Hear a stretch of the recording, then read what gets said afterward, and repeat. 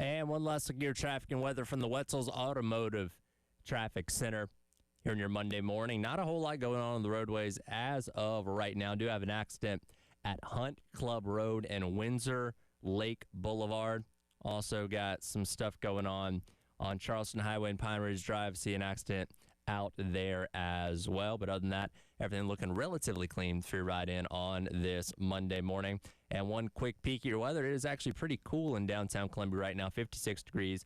Today's high of 73 with plenty of sunshine. High tomorrow of 80. That's your traffic and weather from the Wetzel's Automotive Traffic Center here on The Game.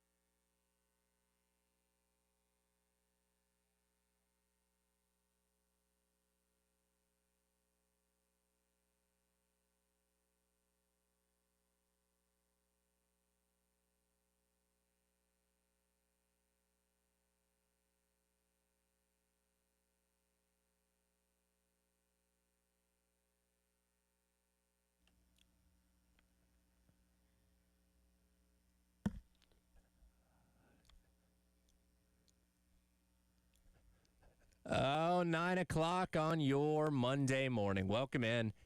It is the Extra Point on your Reaction Monday as we got to unpack. Fortunately, another loss, 26-7 at the hands of the Oklahoma Steelers on Saturday over at Williams-Brice Stadium. I'm Tyler Head alongside the most popular man on Gamecock Twitter, and don't worry, we'll get to it. Jack Beltry. Jack, how we doing today? Oh, man. You put it, I guess you put it perfectly, man. My Twitter feed is just blown up for better or worse, and yeah, it's I've tried not to go on Twitter lately just because it's just been too much to look at. So, well, just know it's a lot of support, and we'll get to the specifics in a moment. Yes, but I think everybody's in your corner.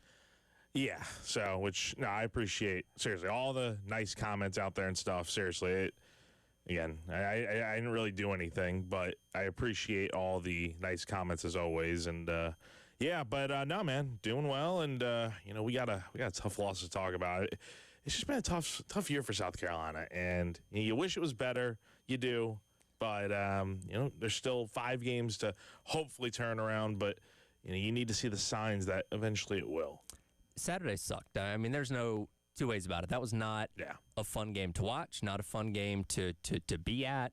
The vibes are obviously down, and I think when you look at the fact that the fans started filing out when it was 17-7, and there were some that filed out before that, but you really saw people start to leave in masses when you were down 10 points in the third quarter, because that's the lack of belief that people have in not just this team, but specifically this offense, that, hey, a 10-point deficit is insurmountable because they don't believe you can go out there and score those points in 20 minutes of game time. That's the thing, is that it'd be one thing if the offense wasn't the problem. Like, you could still win games with an offense that was looking good, and the defense was just not looking great. Like, you could go out there and hopefully win some shootouts, but your offense is the problem, and your defense is doing what it can. It wasn't great on Saturday, but your offense should be able to go out there and put up some more points. And the fact of the matter is that they didn't, and it leaves you wondering, with the games you have coming up, can South Carolina win any of these games with the offense they have right now? Probably not. So, there needs to be something has to look different moving forward. I just don't, without any real changes, I just don't know what is going to be different moving forward. And we're 7 games into this at this point in time. You are what you are, and the belief that, hey, well, this can change and that can change and that can get better. Like, we're too deep in now to really expect any of that to change. So you have what you have. You're going to have to find a way to navigate these final 5 games, 3 of them against ranked teams, and almost all of those teams were in the top, or all 3 of those teams were in the top 10 this past weekend. Ole Miss lost to Georgia and dropped out of the top 10, but still one of the best teams in all of college football, 2 of those games being on the road, and Ole Miss and A&M. And I don't have the belief that it's going to get any better. should be able to beat Coastal, but I have the sneaking suspicion that game's going to be rather uncomfortable. You know what I mean? Like, I don't think it's going to be a 63-0 blowout by any means. Like, that could be like a Old Dominion type of game if you do win it. Exactly. I mean, Coastal is not SC State. By the way, they're winning right now. Yes, they are. They are. Isn't it funny? Ever since Mike Uva left Gamecock Central, Coastal's doing well. South Carolina football's doing not. It's like, Mike, come on, man. Got to bring the vibes back here. I know. But, yeah, I mean, look, that's probably the one game left on the schedule that you're like, yeah, South Carolina should win that game. Besides that, I mean, I don't even know if they're not going to be favored in any of these next 3 games. I don't even know if they'll be favored over Clemson, even at home. We'll see. But Carolina's in a tough spot right now, and this feels like one that you really need to have to get to bowl eligibility, but now that path becomes so much more murky. Well, we're going to unpack all this over the course of the show. I want you to weigh in as well, 803-404-6100 Firehouse Subs text line. If you want to call in, please wait until the commercial breaks because, again, I'm producing, so can't answer the phone while we're in the middle of the segments. But we want you to let your frustrations out because it's justified. What you saw on Saturday was unacceptable, and I don't blame people for leaving early, chanting some of the things that they chanted. I get it. It's all justified, and we're going to get to all that as the show goes along. But it is 9 o'clock, and we do, as always, have to kick things off with our Sandstorm Pick-Me-Up.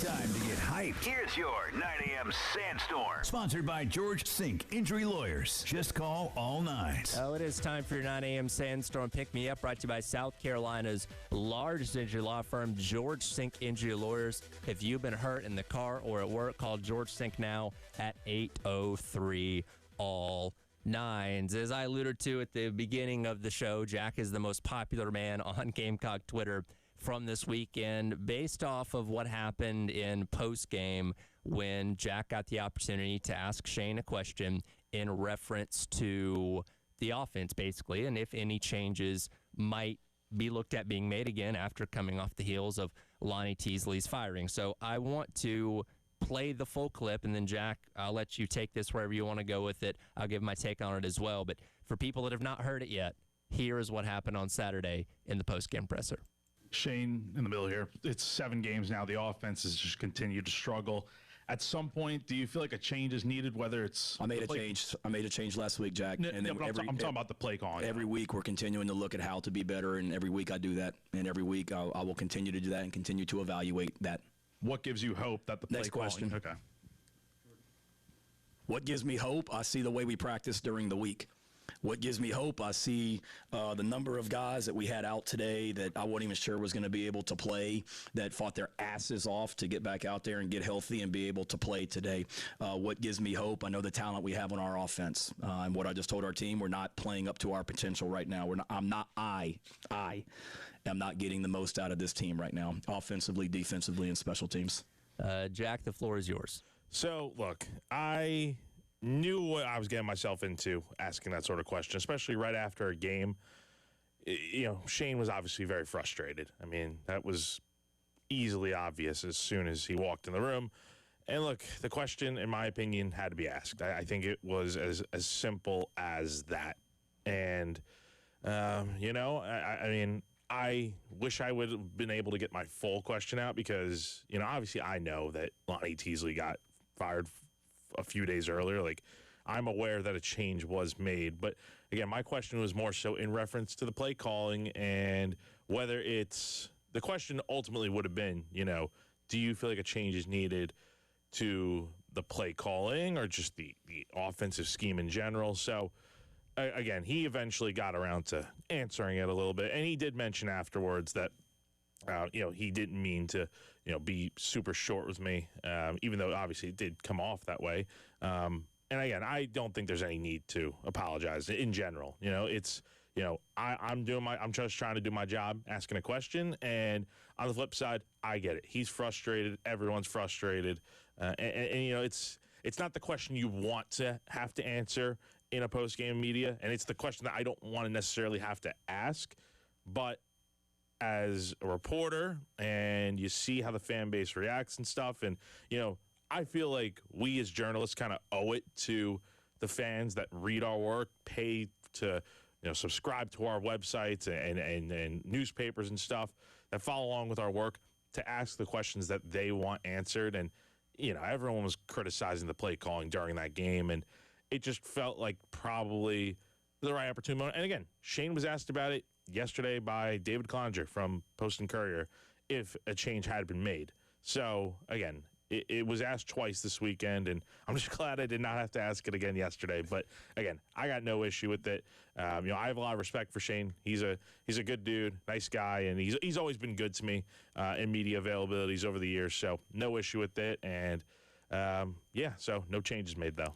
And, again, all the support I've seen has been in your quarter. Everybody appreciates the fact that you asked that question because, again, that's what fans want to know. And as a reporter for a website that is subscription-based, you work for the people, you work for the fans, and they wanted an answer out of that, and I think everybody respects the fact that you did ask that. I won't lie to you. When I heard this on Saturday when I got home, because of driving home in traffic, didn't hear the press conference live, but when I was going through the clips and I heard that, I was legitimately it bugged me, right? I was upset about that and the way that Shane responded to what I thought was a very legitimate question, and I understand the emotions post-game, this frustration, especially coming off a loss like that. And I imagine the last place in the world Shane Beamer wanted to be was in a press conference having to answer more questions about how bad his team just looked on, national television. But again, I thought the question was fair, and that's something that he had to have anticipated was going to be coming,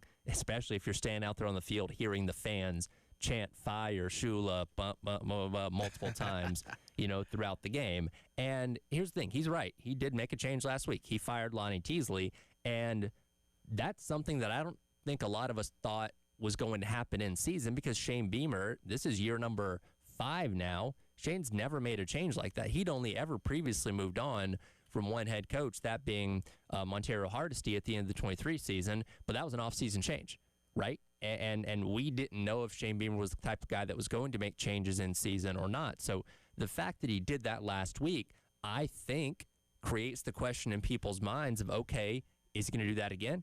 Could he do that the following week? Now, that being said, I don't anticipate Shula being fired in season because if he's going to be fired at all, because I don't know who else is going to call plays, right? I think you're in a situation now where Shula is your offensive coordinator for the next 5 games, no matter how bad it gets, right? Because you just don't have any other options, I feel like, on your staff. So, but still, the question needed to be asked, and I appreciate the fact that you did ask the question. Here's my thing. He could have answered that a lot better. And we joke about it all the time. Shane has his coach speak answers like anybody else.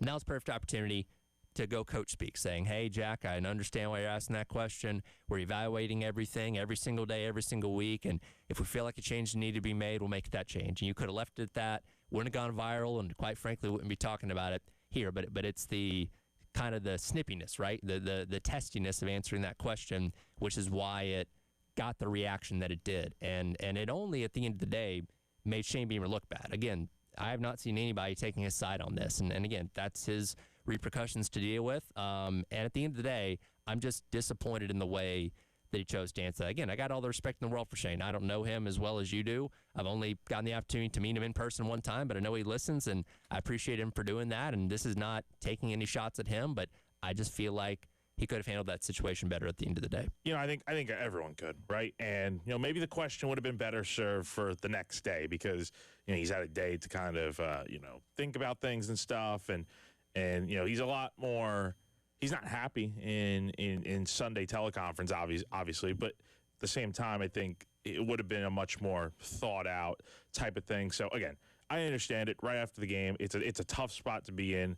However you want to answer the question is however you want to answer the question. Does not matter to me. I'm just a reporter at the end of the day. But I have a lot of respect for Shane, and hopefully we could just all move on from this and just hopefully the things turn around. So that way the negativity doesn't have to be a continuous thing brought up because I'd rather be positive, right? So. Yeah, listen, we all would. I don't like having to come in here and talk about another poor performance and react to it in this kind of way, but that's our jobs, and that's what we'll do. So I'm sure as many people wanted to hear your take on what happened there, which I feel like was the perfect way to start the show. And then we'll really start diving into this coming up next. Yes. How about that? Yeah, that sounds good, man. I appreciate you giving me the floor, and Yep. no, I appreciate everyone with the support and stuff. It really does mean a lot, and you know, I appreciate Shane for meeting with the media after games and whatnot. So. We'll start unpacking this up next as the Extra Point rolls along. Tyler Head and Jack Beltry on your reaction Monday on the game.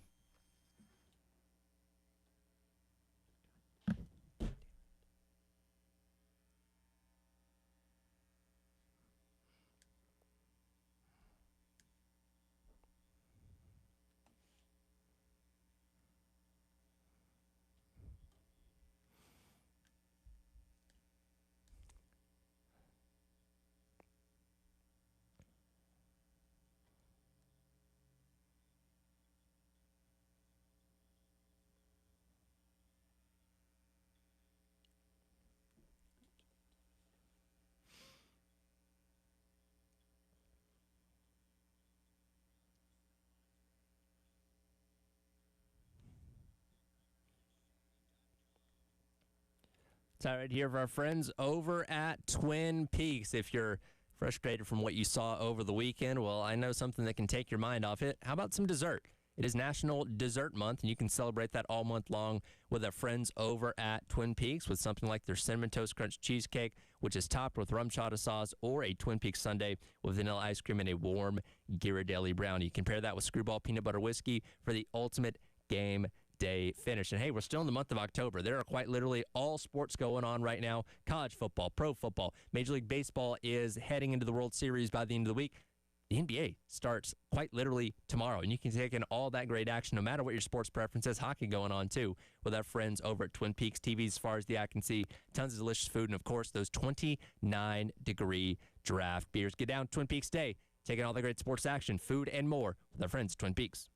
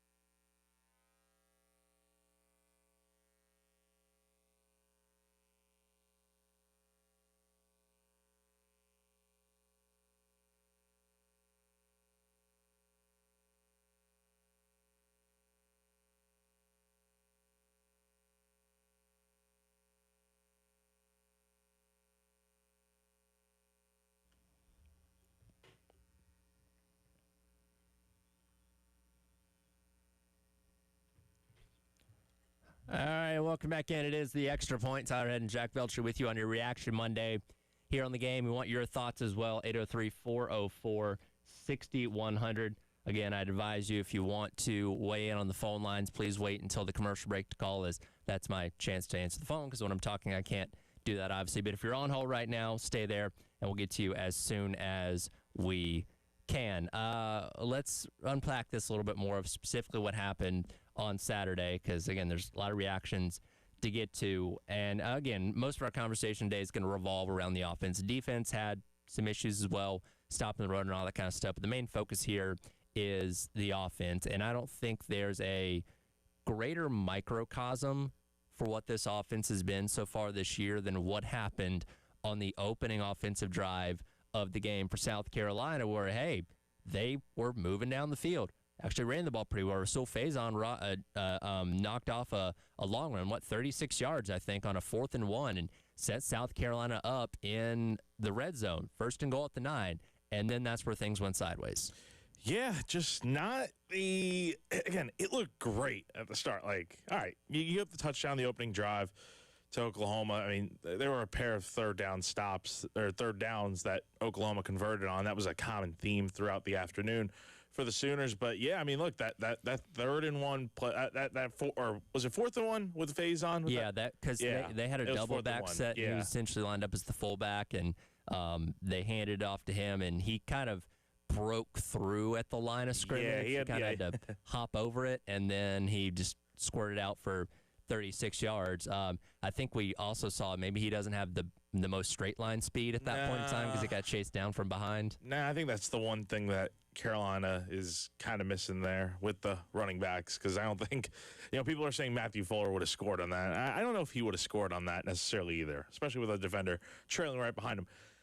The sequence in the red zone on that drive was, I think it was too simple, right? You had the 3 straight runs with Rasul Faison, and then keep in mind, there was the pass play set up with Lenoris on the 4th down play there, but the protection broke down so quickly that he kind of had to improvise and just scramble up the middle to try and get into the end zone, but he was brought down at the 3-yard line. So you started that red zone sequence at the 9 after the 36-yard run and then could not get into the end zone after that. Again, this is the same offense that a few weeks ago at Missouri ran a play-action pass on 1st and goal at the 2-yard line. So I get it. If you want to run on 1st and 2nd down, sure. Try to get in the end zone. Faison just had the big run. But when you get to 3rd down and you do the same thing, I just think it was – I could see why the fan base is frustrated with that. And going back and watching this, the 3 runs to Faison all looked the same. And look, I imagine if you asked Shula about the specifics of it, maybe it was 3 completely different actual plays, but it all looked the same at the end of the day. I'm pretty sure at least one of those was a read option because when you watch Sellers, the way his head is turned, he's reading the end coming out to where at that point in time he's making the decision of, okay, I got to hand it off to Faison here. So I don't doubt that those are 3 maybe different plays, but at the end of the day, it was the same concept over and over and over again as opposed to getting the ball in Lenore Sellers' hands where he can move away from that offensive line that was obviously collapsing when it came to pass protection, being able to roll out, maybe find a guy in the end zone or just take off and scramble, which we know he's obviously good at. That's where the frustration comes in because, again, it's just kind of a microcosm for what we've been doing this year where at critical times – you're not putting the ball in your best player's hands and letting him go out there and be the guy we know he's capable of being. It's like, just get a little bit creative. I mean, I've said it publicly multiple times now, Tyler. I referenced the Missouri play on 1st and goal. I like that play. Mm-hmm. I thought it should have worked if Lenoris had just seen Jordan Dingle open in the end zone, much less just throw the ball away if you don't think you have the play there. So, again, I don't mind the creativity, but, I mean, if you're Mike Shula, 3 straight runs up the middle, and then now you're forced into a situation where you have to pass on 4th down. I just feel like it could have been avoided a little bit. And I'll also say this. I know there are some out there that believe South Carolina should have just taken the field goal in that situation. I agree with Shane Beamer when he did say that they had the plan just to go for it on 4th down. He told Mike Shula, hey, you get 4 plays here to get this thing into the end zone. I feel the same way about that because if you get into the end zone there, it's like, all right, you punched right back. Momentum is kind of in your favor, which it wasn't at all throughout the day on Saturday. And if you don't get it, okay, well, it's like, okay, the momentum is gone. The wind's out of your sails early here. But also Oklahoma gets the ball back at the 3-yard line. So you felt pretty good about your defense getting a stop there and pinning them back, which, of course, they weren't able to get them stopped right there. Eventually did later on. But still, I think it's a controversial sequence because it's like if South Carolina gets into the end zone on fourth down, no one's complaining, right? But because they didn't, it's a big talking point here on Monday. I don't mind the aggressiveness. And again, you didn't know how many red zone trips you were going to get on the day. Ended up only being 2. So you do have to cash in when you have opportunities. Now, again, with a game that we thought points were going to be premium, yes, even having 3 right there certainly would have been valuable. But you feel like your defense was going to be able to play well enough, which it did for the most part, to keep you in the game for the most part until very late when Oklahoma ended up pulling away. So I don't mind the aggressiveness there. Again, it's just the execution of how they did it. And again, nobody's exempt from blame here because it is the play calling. It is the execution on the field because, again, we see with the offensive line on that fourth down play, I believe it was Baugh that let the guy through that was right in Sellers' face before he could even do anything. And Sellers, to his credit, squirted out of at least the initial tackle and got himself, if not back to the line of scrimmage, maybe a yard or 2 past that. So he tried to make something happen, but it just, again, the play was kind of doomed from the start there. And again, at this point in the year, with what this offense has been, nobody's exempt from blame, and that was, again, just another example of that. Yeah, it's just a thing where it's like, everyone wants to criticize the play calling, which, to be fair, I think is somewhat warranted and justified. But at the same time, I wonder just what kind of difference it would make if the blocking were a lot better, right? Because it wasn't in that situation. And it wasn't for most of the day on Saturday. There were a lot of pressures, 6 sacks, just a lot of the same issues that we've seen all year now. And when you pile it all together on offense, it just becomes one big mess. And you get what you have right now with, I think, what is the worst offense in the SEC so far this year. We'll get to your thoughts on the AAA Heating and Air phone lines, the Firehouse Subs text line coming up next. As Reaction Monday continues on, Tyler Red and Jack Beltry here on the Extra Point on the game.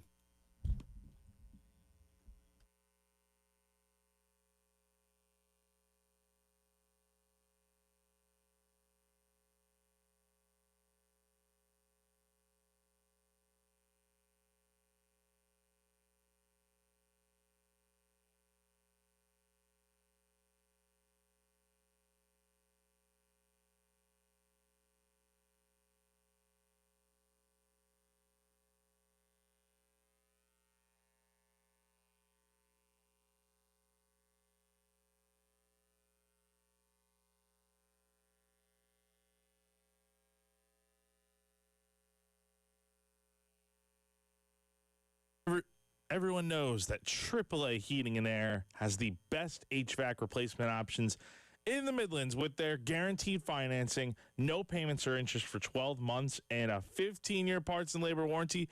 They're hard to beat when you need a new system, but did you also know they have great deals for repairs? That's right, they do. If your system is broken and you are strapped for cash, AAA Heating and Air can help you out. They'll get your repairs done with payment options for up to 12 months and no credit check required. So if you're the homeowner, all you need is a valid bank account. That's it. That's all you need. So don't wait.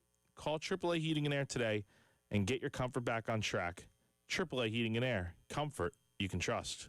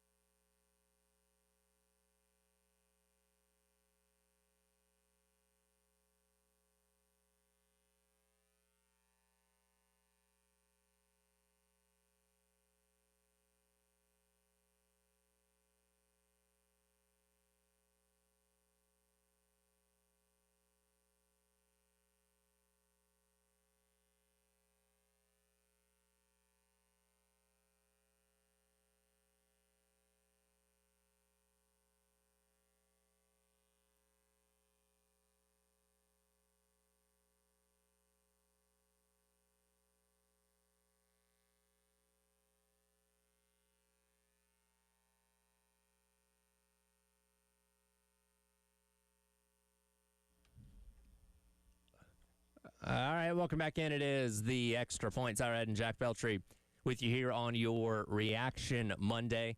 By the way, if you want to feel a little bit better, maybe winning $1,000 can help you do that. Coming up in about 10 minutes, your next chance to win $1,000 international cash contest. Be listening out for the keyword and be ready to text it to 95819 again for your shot at $1,000. Let's get to some of your reactions on the AAA Heating and Air phone lines. Ray's been holding the longest. Ray, appreciate your call as always. What's on your mind today, man? Hey, well, first of all, good morning, Tyler. Good morning, Jack. Yeah, I was at the game. What a beautiful day it was. I mean, you had a state fair in the background. I got there early enough so the traffic wasn't bad. Now, leaving was a different story. But anyway, first of all, I'm going to put it out there first before I get started. Sean Elliott, you did a good job.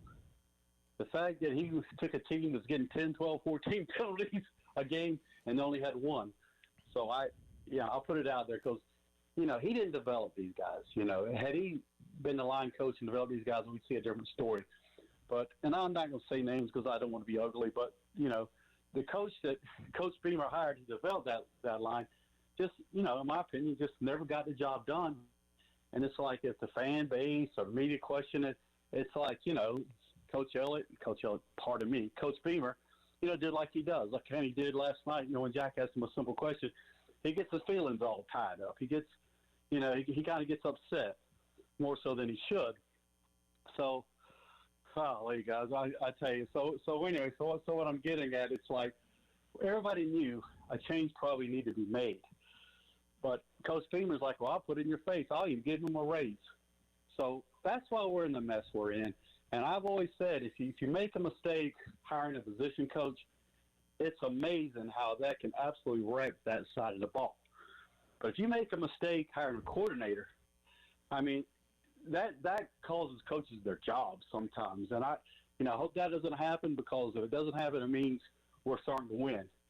But, man, you guys are getting ready to – if things don't change, you guys have been here long enough to see just how ugly things can get here. And I mean that the natives are restless. And, oh, my goodness, we'll see how this thing pans out. But, I mean, we're getting ready to play teams, guys. And I'll tell you, I'll give Venables credit. By the fourth quarter, he took the foot off the gas. I mean, he was running. You would say that, wouldn't you, Tyler? I don't know if I'd say took the foot off the gas. Well, I think they're running a lot of the same things. Yeah. As far as offensive play call, I guess this is what I'm getting at. Venables, he in my opinion, he could have probably scored another touchdown or so. We're getting ready to play some teams that aren't going to be so kind. Alabama comes here next week. If they can score 60 on you, they're going to score 60 on you. We go to Ole Miss. I mean, you think Lane Kiffin's going to take the foot off the brake? No. I don't know what's going to happen in Kyle Field. I mean, it's going to be interesting how this stuff plays out. I'm a fan. I pull for whatever coach we have. But, I can see the writing on the wall. And I really thought this was a watershed moment for Coach Beamer. And, he'll be here next year. I mean, I'm not saying that. But if things don't change, he'll be that proverbial poster child for coach on the hot seat. But, man, we've got issues. But thanks a lot, guys. Yeah, absolutely. Thanks, appreciate man. it as always, Ray. Again, 803-446-100. We'll get to some of those other callers on the line here in a second. And I do want to give some credit to Sean Elliott, as we talked about on Friday going into the weekend. The expectation for radical changes to the offensive line shouldn't have been very high, right? Again, you have Sean Elliott was the chef that is now taking over in the kitchen, right? The ingredients haven't changed. You know what I mean? Like, this is still the same group that Lonnie Teasley was working with that had struggled throughout the entire year. One thing I did say going into the weekend, though, that I was hopeful for, that you could at least cut down on the pre-snap penalties, and they did that. They did a whole lot better. In fact, no pre-snap penalties on the offensive line. You had a false start, but that was on a special teams play on one of the punts. So that doesn't even go on the offensive line. So at least in that area, that was an improvement. Again, unfortunately, when the ball was snapped, that's when the struggles continued. That might be the only real positive you can take from the weekend. Like, they didn't have a single penalty the entire first half. It was Oklahoma committing all the penalties. They had 10 for almost 100 yards in this game. So kudos to South Carolina for getting that cleaned up. That said, And to kind of address something Ray brought up during his discussion there, he said, what's stopping teams from running it up on South Carolina? Well, here's my standpoint. Does it really matter if does it really matter if teams are running it up if South Carolina isn't able to keep up scoring points? I mean, this offense has shown you little to nothing that they're going to be able to go out there and have that breakout performance. And I was thinking about this yesterday, Tyler. We've seen South Carolina coordinators struggle in the Beamer era, right? We've seen Marcus Satterfield have his share of issues. We've seen Dowell Loggins have some struggles. Sure. But both of those guys were able to eventually have that game where it all came together. For Marcus, it was 2022, Tennessee, where South Carolina, after scoring 6 points against Florida, goes out there and drops 63. And then they, obviously had a lot against Clemson and then put up a lot against Notre Dame in the bowl game. Dowell Loggins was kind of the same thing, where the offense was just a bit inconsistent. And there wasn't that one defining game, I don't think, where it just all came together. But there were strings of games where it's like, oh, man, this offense scoring a lot of points, especially last season in that final month. We haven't seen that yet from Mike Shula. Can that moment still happen? Yes, there's 5 games left to go. My concern is that if it does happen, it might be too little too late, because now you're backed into a corner where you have to win 3 of your next 5 games to get to bowl eligibility. And if it comes during the Coastal game where there's that breakout performance, it might have been too late, because you might end up losing these next 3 games for sure. Let's get some more of your thoughts. AAA Heating and Air phone lines. Joanne wants to weigh in. Joanne, appreciate your call. What's on your mind today? Hey, guys. Thanks for taking my call. This is just a question, and I'll take the answers offline. How is this performance affecting our kids, or the young men, and how is that going to affect the portal opening up and us losing our quality players, I guess, as we would say? Because, listen, I bleed Garnet Black. I will always be a Carolina fan, 85 graduate. I love my Gamecocks, but I'm really concerned about the culture at Carolina of being losers and losing the kids that we're trying to recruit, as well as the good players that we have. And that's all I have, and I'll take your answer offline. Thank you. Yep, absolutely. Appreciate the call. Again, 803-404-6100. And unfortunately, when you get to this point in the year of where things are not trending in a good direction right now, and again, you got 3 more ranked opponents coming up in the next couple of weeks, you do have to wonder, and we can get to Beamer's answer on morale coming up here in a little bit here, what the mindset is in that locker room, how these guys are handling this. And we give credit to Beamer because he's never lost a team, right? Like even in the 5-7 year in 2023, they played hard all the way to the end. I didn't feel like that team ever checked out at any point. But you can look around college football. If you stayed up to watch Florida State on Saturday night, you saw a team that was probably largely checked out. And some of the reporting coming out after the game definitely backs that up. Now, again, that's never happened in the Beamer era, but you'd always have to ask those questions when it comes to a situation like this. And again, when the portal does open, as we've learned, just not here, but in all of college football, you just never know who has the mindset of, you know what, I want to go somewhere else. Yeah, that's the thing. And look, like you said, Shane does a great job of keeping these kids invested and continuing to play hard until the very end. But here's the thing. Is it fair to say that, all right, let's say Carolina does drop these next 3 games. Let's look a little bit ahead. Is it fair to say that South Carolina's never been through this type of stretch under Shane? 5-7 2 years ago was one thing, but that team at least had a good month of November and had a chance to go clinch bowl eligibility at the end. You would be out of a bowl game entirely if you lost these next 3 games. And I got to wonder, in this day and age where kids are mentally mentally checked out, they're looking on social media all the time. They see what's going on out there and what's being said. And they can do whatever they want to try and make it seem like it's not bothering them. I'm sure deep down it probably is. But at that point, do we see guys say, hey, you know what? I'm gonna quit. I'm not not quit, but I'm gonna focus on guys that are draft eligible. I'm gonna go focus on the draft. Sure. I mean, at that point, I just wonder what would happen. And you hope South Carolina's able to win all these next games. Hopefully, they're able to at least win one, so you have a fighting chance to go get bowl eligibility with Coastal and Clemson at the end of the year. But if not, I do wonder and worry about what happens next. Yeah, and That's a good point. They've never been in a game here under Beamer that they weren't playing for something, right? Because even at, 5 and 6, you still had a shot to make a bowl by beating Clemson. Didn't happen, obviously, but something was still on the line in that game. And if you theoretically lost the next 3, then you'd be going into the final 2 games of the regular season knowing that there's outside of, I guess, not enough teams qualifying for bowl games and using the APR scores, then you could technically make a bowl game at 5 and 7. But nobody's thinking about that, right?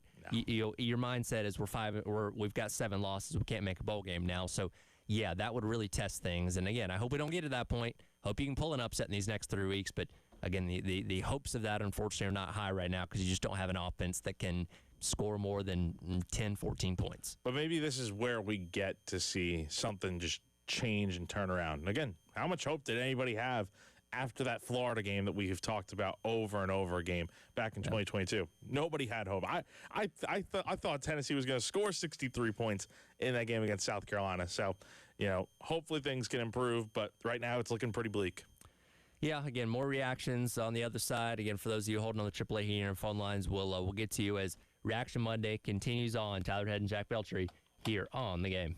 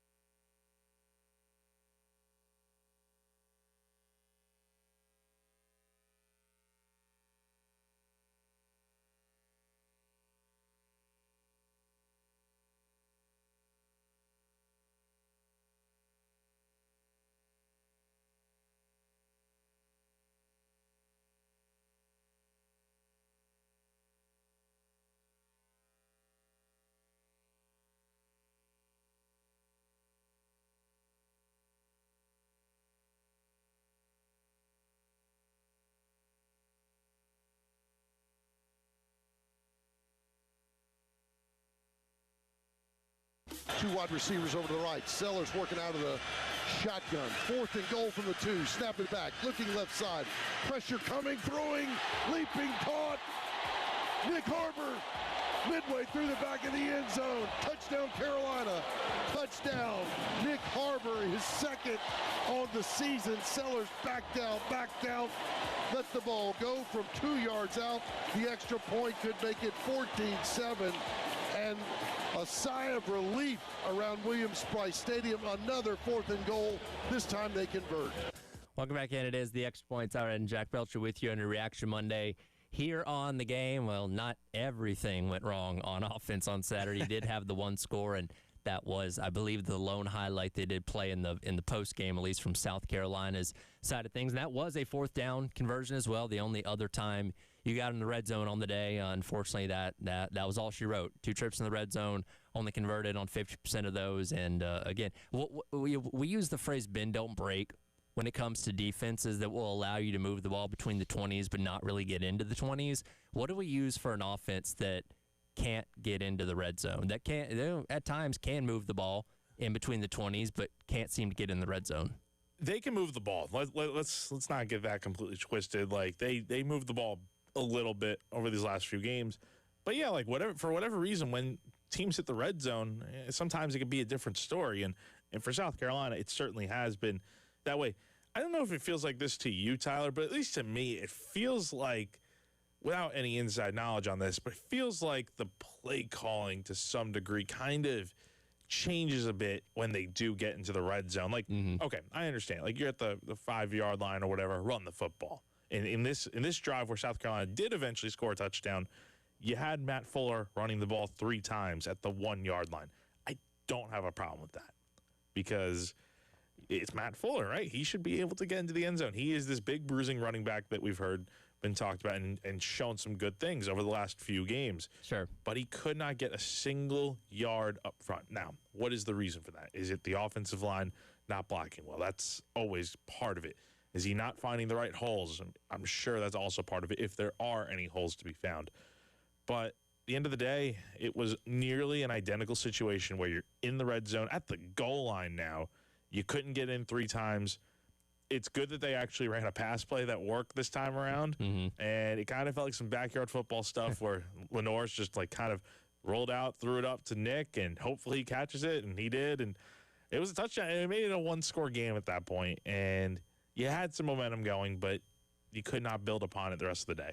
More of your reactions. Head back out with AAA Heating in our phone lines. And Jeff has been holding on for a little bit. Jeff, appreciate your call. What's on your mind? Hey, good morning, guys. I pat you guys on the shoulders. This is a tough morning for you cats. I don't, but you do a wonderful job when you have to do what's happening with the football games, everything from South Carolina this weekend. I thought the lady's call earlier about the portal. She said she was a 1985 South Carolina grad, and the effect that it has on it was probably the most interesting and for real call of the whole morning. Not that all the calls went well, but I mean it really spoke to the point about the team in the future. We go back and everybody's going back and forth trying to look for positives and this, that, and the other, giving the offensive line coach positives because they only had 1 penalty. On the other end of the spectrum, they only averaged 1.5 yards a carry as well. I'm not throwing this all off on the offensive line coordinator, but I think you know what I mean. But I think I think when you summarize University of South Carolina's football team this year, you look at it, one thing that I think about all the time, you have a quarterback, you got Lenore Sellers there as a quarterback who is a potential Heisman Trophy winner. And even with the season he's had with South Carolina, he could possibly still be, I don't know, top 5 pick, whatever, top 10 pick. It doesn't make any difference, but a very solid NFL draft pick. Right. And he has not been able to produce, and this is not a knock on Lenore by any means. He has not been able to produce an offensive effort, even with the super talent he is. I don't think there's anybody that knows anything about football does not understand if you're at the next level. I'm looking at this cat because he's that good, and even a person with that ability to do things cannot even remotely get this offense to work. Speaks volumes about this football team.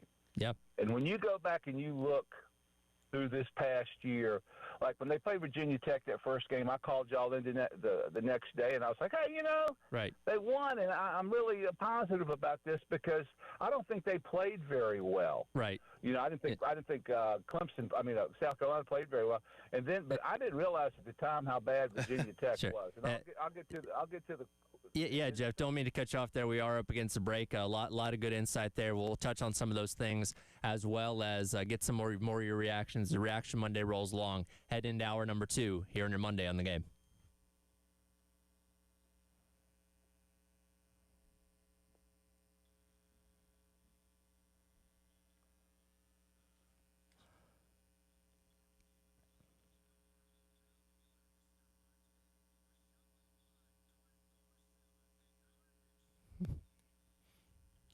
It's all right here now for our friends over at Canty Foundation Specialist. And I tell you about it all the time, but I'm happy to remind you once again, you always need to be on the lookout for things happen around your home that look a little bit off. Those things include cracks in your exterior brick, cracks in walls or above windows and door frames, doors or windows that might be sticking, uneven or bouncy floors, or cracks over your garage door. If you notice any of these problems with your home, you could have serious foundation issues, and that's where our friends at Canty Foundation Specialist come in. You can go online to schedule an appointment today at cantyandnixa.com. They'll send a professional out to your home to evaluate your foundation issues and get them fixed so you and your family can live worry-free going forward. Again, go online to schedule an appointment today at cantyandnixa.com and let our friends at Canty Foundation Specialist help you out with your issues.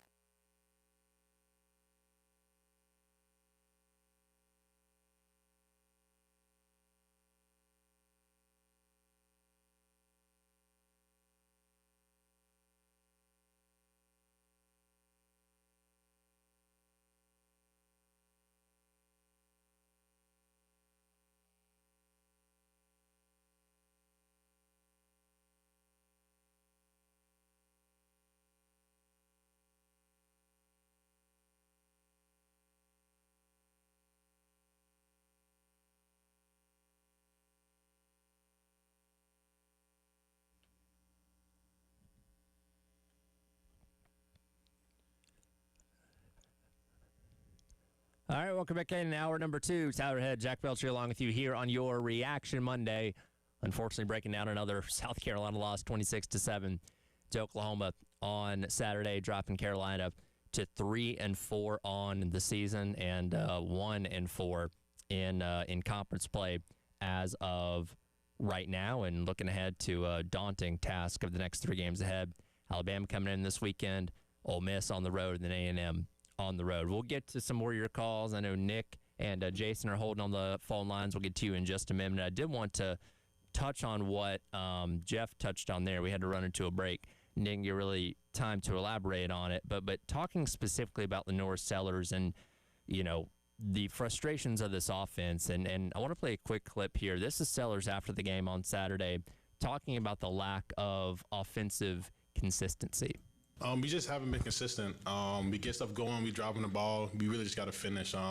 We drove down the field that first drive we had out there. We just kind of stalled. Can't let that happen. And then we got down there, we stalled for a little bit. We ended up pulling out the drive. But when we get down there, we got to drive, we got to finish. And Lenore Sellers is not somebody that's going to go into a press conference setting and vent his frustrations, throwing you behind the bus or anything like that, which I wasn't expecting to happen. I did, in watching the game on Saturday, notice a couple times where his body language did tell me he was getting frustrated. There was one time when he got sacked where he just kind of laid on the ground for a second. And, even from that distance of where we were watching the game from, you can tell when somebody just kind of has one of those moments where they have to close their eyes and compose themselves. I felt like that's what I was watching out of Lenore Sellers in that moment. Again, it wasn't like a going off or going crazy or waving his arms around, but just kind of one of those exasperated sighs of, can't believe this happened again. Yeah, and there were a lot of times in that game, Tyler, and honestly throughout the season where there were moments where, yes, the pressure would come right at him. The offensive line wouldn't block for more than a second, but eventually there would come points where he would also scramble around, try to make plays. I'm not going to say hero ball necessarily. I think you can maybe interpret it that way. But I will say it was more so he needs to either, A, get rid of the ball or do what he did eventually, which is in some cases try to pick up some yardage. But more times than not, I would say you got to throw that ball away. I think the other thing that everyone talks about, the offensive line is not doing its part. The play calling stinks. Not everyone wants to put a lot of blame on Lenore Sellers, and I'm not advocating for anyone to do that. I'm not saying that. But I'm also not saying that he's not part of the ongoing problem right now, because their throws there are there. I would definitely think it's a valid point to make. But he is, for whatever reason, not seeing them. And I think he's just trying to do a little bit too much at times, which I kind of understand just because that's the nature of where things are at right now. And I'm sure he feels deep down like he's got to make more plays for his team.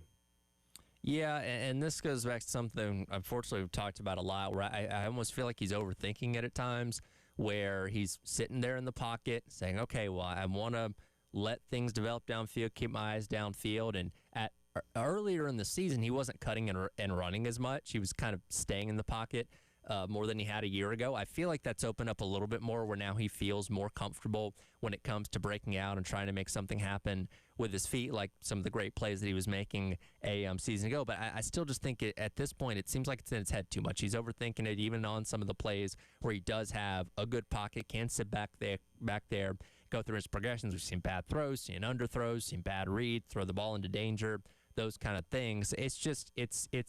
And considering the expectations were so high, that's why it's as disappointing as it is, because we thought this was going to be the year where he took what he did in the back half of last year and just elevates it to another level where, again, we're revering it as the greatest season of a Gamecock quarterback ever. But it hasn't been that way. And I think like Shane Beamer does say, everybody has a hand in it. I do think it's not just all on Lenore's for the success not being there. It is also on some of the play calls and not running him like you did last year, feels like maybe at times. And then the blocking up front. Like, there's a lot that goes into why it hasn't worked. Yep. But eventually, I think they got to figure it out and just come up with something different, because what you're doing right now, it hasn't worked through 7 games. Get some more reactions. Nick's been holding on for a bit. Nick, appreciate your call. What's on your mind today, man? Hey, guys. How y'all doing? Doing good. Well, Jack, I'm glad you're still on, brother. As a fan, I think you guys are there to represent the fans. I think you're asking gutsy questions. And for me, I want to tell you I appreciate it and keep doing what you're doing. I love Shane Beamer.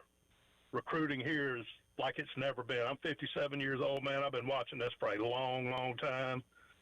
And I don't want to see Shane Beamer gone, but he needs to stop this crybaby stuff when we lose, and he needs to answer some of these hard questions that some of you guys ask and stop the pouting. I'm a competitor. That's why I listen to this station. I want to win everything. I want to win every recruit we're recruiting.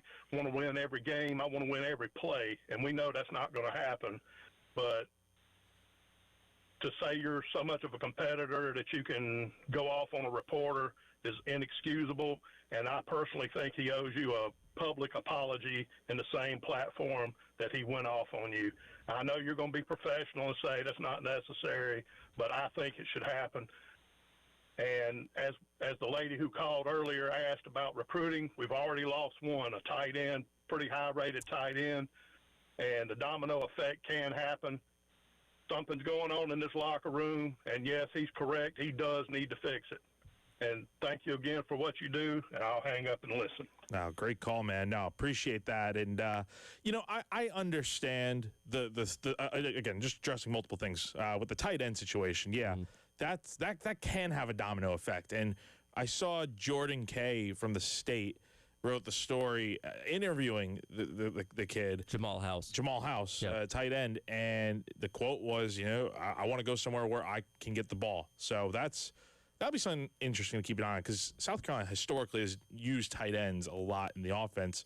Maybe not so as much this year compared to others, but that's a big statement right there.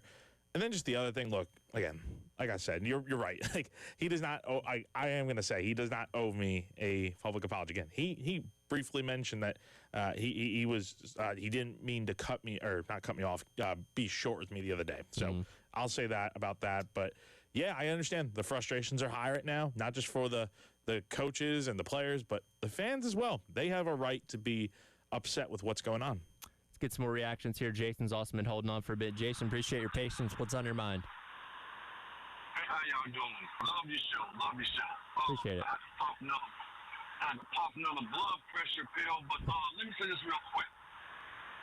If you look at last year from Alabama to Clemson, and then that bowl game, now me and a lot of fans watching that game, I was saying to myself, Lenoir must have tweaked something. He just didn't look right. So I was saying to myself, I'm hoping he just tweaked something, and this isn't what Shula's going to try to do his offense. Well, fast forward, that's what he's trying to do. It's almost like he's not using what makes Lenoir Sellers special and trying to make him into the quarterback that he's not. Like, for instance, Tom Brady is more of a statue. He's going to throw it, make the reads. Lamar Jackson, Holmes, they scramble a little bit, and you tailor your offense to that. And what really let me know that the season was going to be bad is when I think it was Jack that asked Shane about Lenoir Sellers isn't looking right. What's going on? And he pretty much, I can't remember what he said for word, but it's almost like we're still using him the same. It's just everybody is adapting to it. And I said to myself then, yeah, this is going to be a rough season. Lenoir isn't coming back next season. We had something special. And I understand what Jack and what you're saying, but to me, it really is the offensive. It's sure. And he's hanging his hat on what he did with Cam Newton. But if you watch Cam Newton, now mind you, Cam Newton measurables are bigger than Lenoir. But he let Cam Newton was running the ball, which opened up the pass. He didn't have Cam Newton standing back there like Tom Brady on the ball. And if you look, and I can see it, if you watch the game, you can almost tell when they're going to make a run play for Lenore. It's like it's scripted. Before, it was like, Lenore, if you see something, hit it. You follow what I'm saying? Yeah. And it's now, to me, the reason why he looks so tentative is because the way that they're running the offense. You know, and I think it's just, you know, it's just bad. Mm-hmm. It's just, but, you know, that's all I have to say. Yeah, man, absolutely. Appreciate the call, 803-404-6100. And again, that's the frustration shared by a lot of people. And I'll say this.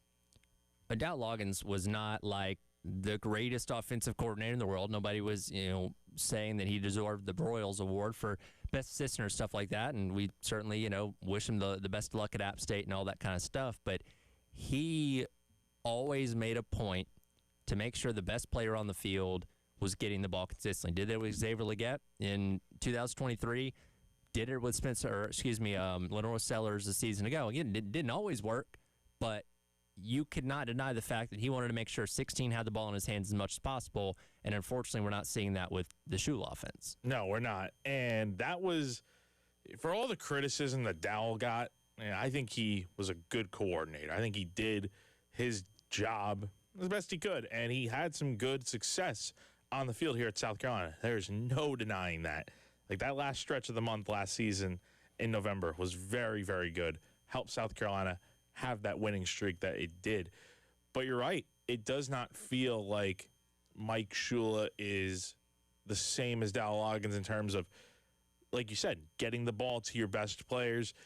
It feels like there's not reluctancy. I don't know if this is the right word, but it doesn't feel the same of like full throttle. We're using Lenoris and having the ball in his hands, and that's that. Yeah. Like, it does not feel like that at all. It still feels like South Carolina is just figuring out what it is offensively, which I think is the case right now. More reactions coming up. We'll hit some stuff on the Firehouse Subs text line and continue to break down what happened on Saturday between South Carolina and Oklahoma with the 26-7 loss. It is Reaction Monday. It's Ed and Jack Beltry here on The Game.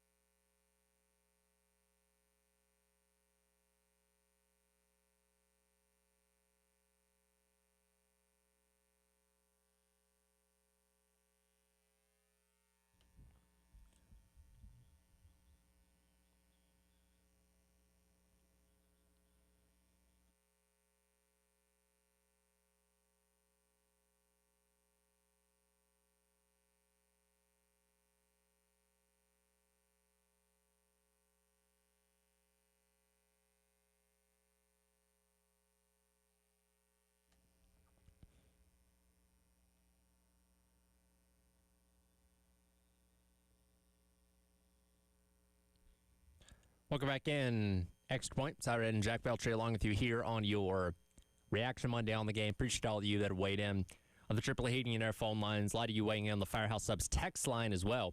Thomas weighs in and says, I'm beyond tired of these fake punts when everyone on the planet knew that was coming and you threw it into 4 guys worth of coverage. Did you know they were going to run the fake punt? Like, did you have a feeling when they lined up? Because that was right after Oklahoma went up 17-7 and Carolina was right at midfield. Did you feel like you knew they were going to run the fake there? I'm glad we're finally talking about this because this is one thing that we have not talked about that we could not overlook today. I think in that situation, it was 4th and 2 at the 48-yard line for South Carolina. And, again, the offense was not doing anything throughout the game. The fact that they brought the punt unit, it felt like, okay, well, they're probably going to do something here. And what did they do? They do run the fake punt for the 3rd game in a row. And I know the LSU one, you can say it should have worked. I think it definitely did work. Should have gotten a first down, extend the drive, but called for an illegal formation by the officials. That, again, it was a questionable call. The Kentucky game, same thing where the play was ran and they just didn't get it. So this just felt kind of obvious. I think Oklahoma was ready for it, considering they left their defense out in the field. Yep. The fans, from everything I've seen from the fans' reactions to it, they felt like they knew it was coming. But for whatever reason, still ran it. And I think you just would have been better off just going for it, doing something like we said earlier of, let's have Lenore Sellers QB power to the right. How about that? How about something like that? Maybe a tush push. Apparently they do work on the QB sneak tush push in practice every week, something along those lines. So it's in their playbook. Run something like that. I know it's 4th and 2, but you could probably get 2 yards, right? Yeah, you would think. And again, at this point, because here's the thing. When you're a team like South Carolina is, where you just have a reputation for doing these kind of things, Beamer ball, it's a real thing. And, you know, I'm sure on every single scouting report towards the top of the list is like, hey, don't take a break on special teams. They run fakes. They do this. They do that. You're always be on your toes. And again, now you're talking about 3 games in a row where you've run something where now it's just expected. And I feel like most people in the stadium on Saturday were like, hey, yeah, this is probably going to be a fake here. And at that point, again, why not just keep your offense out there and you feel better? And look, I don't blame Mason Love. You know, his job is not to read coverages. His job is not to go through progressions when it comes to throwing the football the same way Lenore Sellers would. So I'd much rather, like you said, just put the ball in your offense's hands, get it to 16 and try to make a play there. And unfortunately, once again, it bit you there. And if you didn't already feel like the game was over when Oklahoma went up 10, which again, with this offense seems like an insurmountable deficit, that's when it really was like, okay, it's pretty much over here. But let's also not forget that I understand why they ran it in that situation, because let's not forget earlier, the first drive of the 3rd quarter, you're down by a score, you get the ball back to start the second half, and you go 3 and out. Your offense, Rasul Faison couldn't get 1 yard on a 3rd and 1 carry. Now, I know the offensive line has been not good, and it was not good on that play there, but you couldn't get 1 yard there. I can understand why you ran the fake, but but to the defense, man, it just seemed too obvious. Also, this came out, I guess, Sunday. There was also a report out there from Brad Crawford of CBS Sports referencing rumors around Shane Beamer and the Virginia Tech job. Now, he didn't get asked about this on Saturday after the game, but it did come up in the post-game teleconference on Sunday. And I see a lot of people weighing in on the text line, see a lot of tweets about it like, hey, Beamer should just go take the Virginia Tech job. I do want to at least air what Beamer had to say in reference to the rumor surrounding his link to the Virginia Tech job. Phil, I think I've said enough about that. One, I haven't talked to Brad Crawford in like 2 years, and not discrediting Brad's sources, but I have no idea where that story came from. I have conveyed to publicly many times how much I want to be here, and I respect the question. I understand you asking, and I'm not mad. I've conveyed many times how much I want to be here. This is my dream job. I said that when I came here.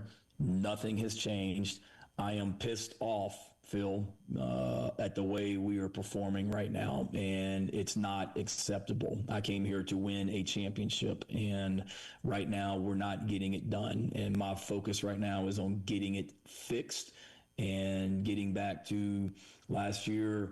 We were 2 points away from being in the college football playoff, and I am working my rear end off to get us back to where we're in that mix and playoff talk. And that's the same thing I told our football team today, that I guess the gist of that article was that would be a parachute or something for me to get out of here and have a soft landing spot. Well, I'm not happy with where we are right now, and I'm determined to get it fixed. We're in a storm right now that I'm going to get us out of. And look, being asked about it in the middle of the season, that's the answer that you would expect. And I am not leaning towards thinking that Shane Beamer's going to leave by any means. I think he's going to be your coach here in 2026. But in reference to, again, the report that came out from Brad Crawford, CBS Sports, he did need to be asked about it. And you know, there's your answer, whether you want to believe what he said or not. Yeah, it was good that it was addressed, right?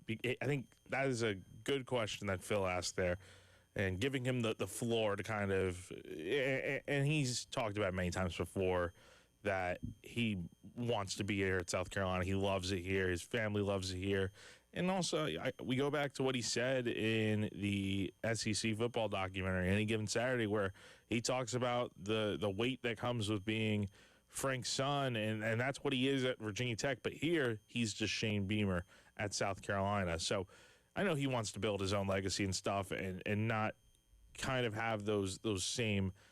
I mean, imagine the expectations that are placed on you at Virginia Tech. I mean, that's a legacy you can just simply never live up to unless you win a national championship, which is hard enough to do in college football. So it had to be addressed, and it's something that I think for now it seems like he's not going anywhere. I think you're right, Tyler. I think he's going to be here for the long haul, definitely going into next year. But it is something to keep in the back of the mind, like Virginia Tech hasn't made a hire yet, and until they do, it's like always in the back of your mind, like maybe he does take this job, but I don't think he will. Yeah. And look, the connections are impossible to ignore, right? Again, he's a legacy guy there, played there, was an assistant coach there. Like all the connections make all the sense in the world. But again, if I'm taking my bets right now, I'd say that's not going to happen. Now, again, that could change, but at this point in time, it's not where I side on things. And again, and I know people were saying, well, that's not a denial, and it technically wasn't. He did not say, I'm not taking the Virginia Tech job. So until he says that, you don't have that level of proof, I guess. But again, what did you expect him to say at this point during the season? He's focused on the task at hand, and until something changes, we'll react to that then. But for now, I'm not seeing that as a likely thing to happen. You know what I mean? Just something to keep an eye on is all I would say with that. Listen, nothing's impossible in today's world of college football, so I'm not saying like, anything's an absolute zero. Like maybe the season continues to get worse and worse this year for South Carolina, and maybe, I don't know, it wouldn't shock me if Whit Babcock just offered him the job. I mean, maybe that is what it is. Virginia Tech would be dumb to not offer it to him. Like, again, they're only doing their due diligence by reaching out and having conversations. Now, that doesn't mean Beamer has to, accept it, but they're going to attempt it, right? They'd be wrong not to. They'd be crazy not to give him a call, just see what he says. And if he says no, and that's that, then you move on. And there are other candidates out there, but if you're Virginia Tech, Shane, in your mind, has to be one of them. Yeah, again, at this point in time, I don't expect that to happen. But, again, there's your answer from Shane Beamer in reference to the speculation from over the weekend. There were other things that did happen in college football, and we can spin into some of those coming up next because, my goodness, that might have been the wildest Saturday I've seen maybe ever, certainly in a long time. It was nuts.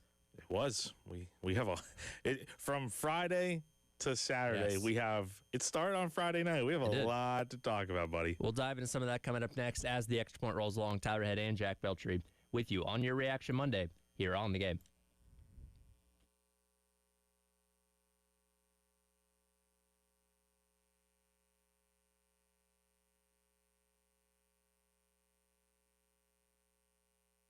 When it comes to HVAC replacements, AAA Heating and Air is the go-to name in the Midlands with guaranteed financing, no payments or interest for 12 months, and a 15-year parts and labor warranty.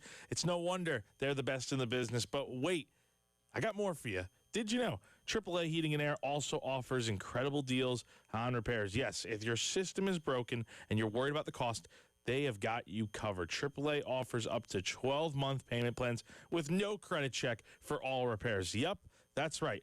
Homeowners just need a valid bank account, and you're all set. So don't sweat it. Give AAA a call today at 803-677-1500. Again, that is 803-677-1500. Tell them that you heard about them on 107.5 The Game. Your comfort is just a call away.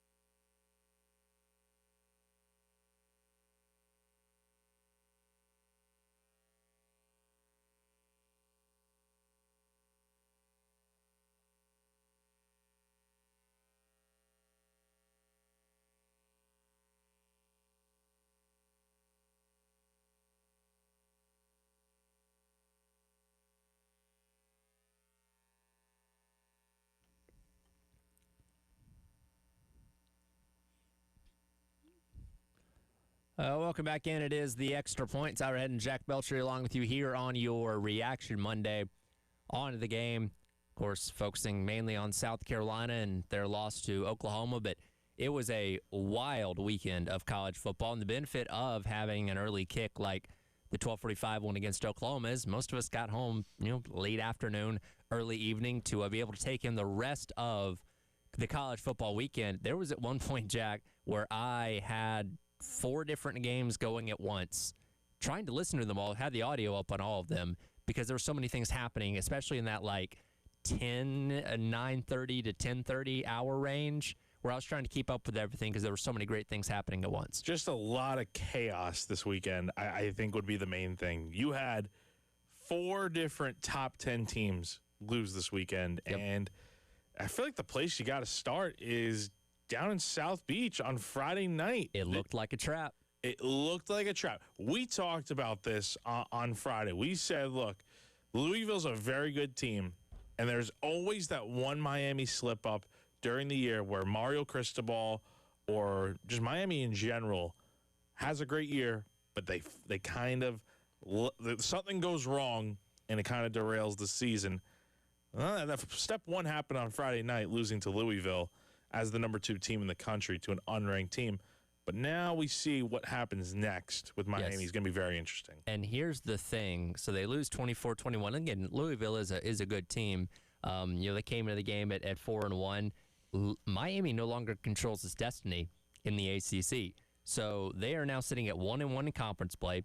Georgia Tech, Virginia, and SMU are still undefeated as of right now. Louisville obviously still now holds the tiebreaker over Miami if they continue to win. And again, with the rankings and everything, Miami's at number 9 right now. But if there's an opportunity for so many teams to jump over them in the next handful of weeks, and I'm looking at this, they don't have any more ranked games on their schedule. They could be in a situation where they are 11-1, don't get to play in the ACC championship game, and get passed by somebody else because of this one loss.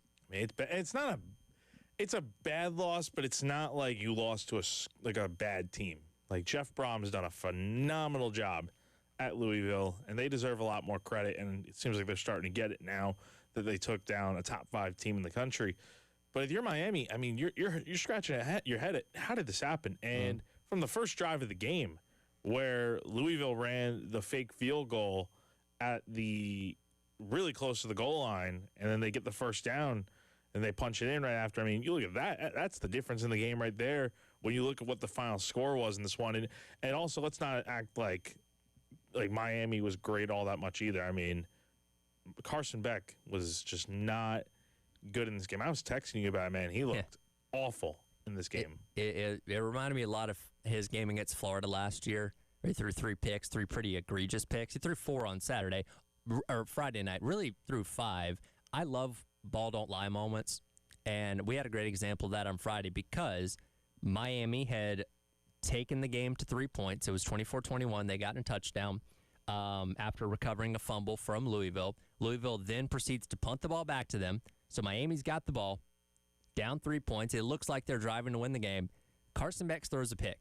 It gets overturned because of a roughing the passer call, which, let's be honest, was not very legitimate. And I thought, I wasn't rooting against Miami, but it's like, man, I hate to see a game change on a bad call like that. Well, then 2 plays later, he threw another interception. It's like, ball don't lie.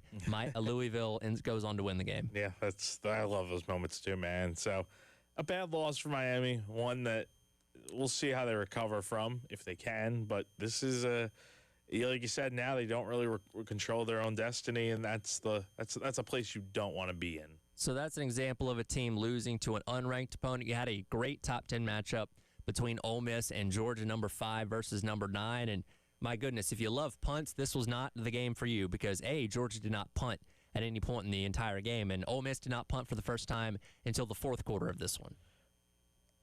We kind of talked about this one the other day. I mean, not totally surprised. I think Ole Miss is still a very, very good team. They seemingly still will be able to control their own destiny moving forward, even with one loss. But, I mean, Georgia, they got the job done at home, and I think this kind of answered that question of like, okay, like what is this Georgia team for? Like, are they for real? I know they beat Tennessee a few weeks ago on the road, but can they get a win over a really good Ole Miss offense, kind of outlast them, and able to score 43 points in this game? I heard Kirby Smart mention it after the game where he says they talk about having to be hard to kill, and that's kind of an example of what this game was. Same thing with the Tennessee game, where Tennessee jumps up on them early, Georgia comes back, wins the game in overtime.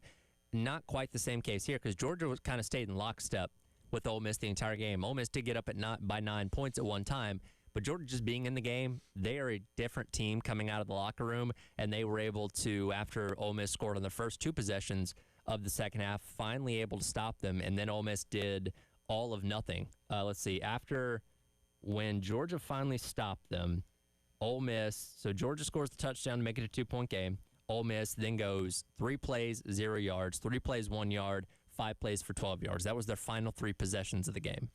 And how about Gunnar Stockton in this game? I mean, totally outdueling Trinidad Chambliss. 26 of 31, 4 touchdowns in this game. Georgia also ran the ball for more than 200 yards in this one. That's a key difference when you look at the total yards in this game.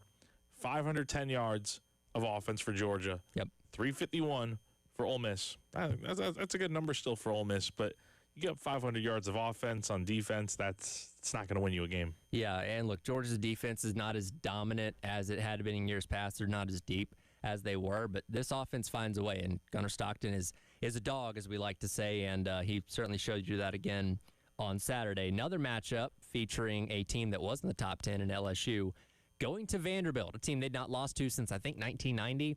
Vanderbilt, as we kind of talked about on Friday, if you like the transitive property, Carolina's played both these teams. Vanderbilt looked better in their win against Carolina than LSU did. If you wanted to go off that assumption alone, Vanderbilt was the better team, and they showed that on Saturday. You talk about run the football, 239 yards on the ground against an LSU defense that we talked about going into last week's game was pretty good at stopping the run.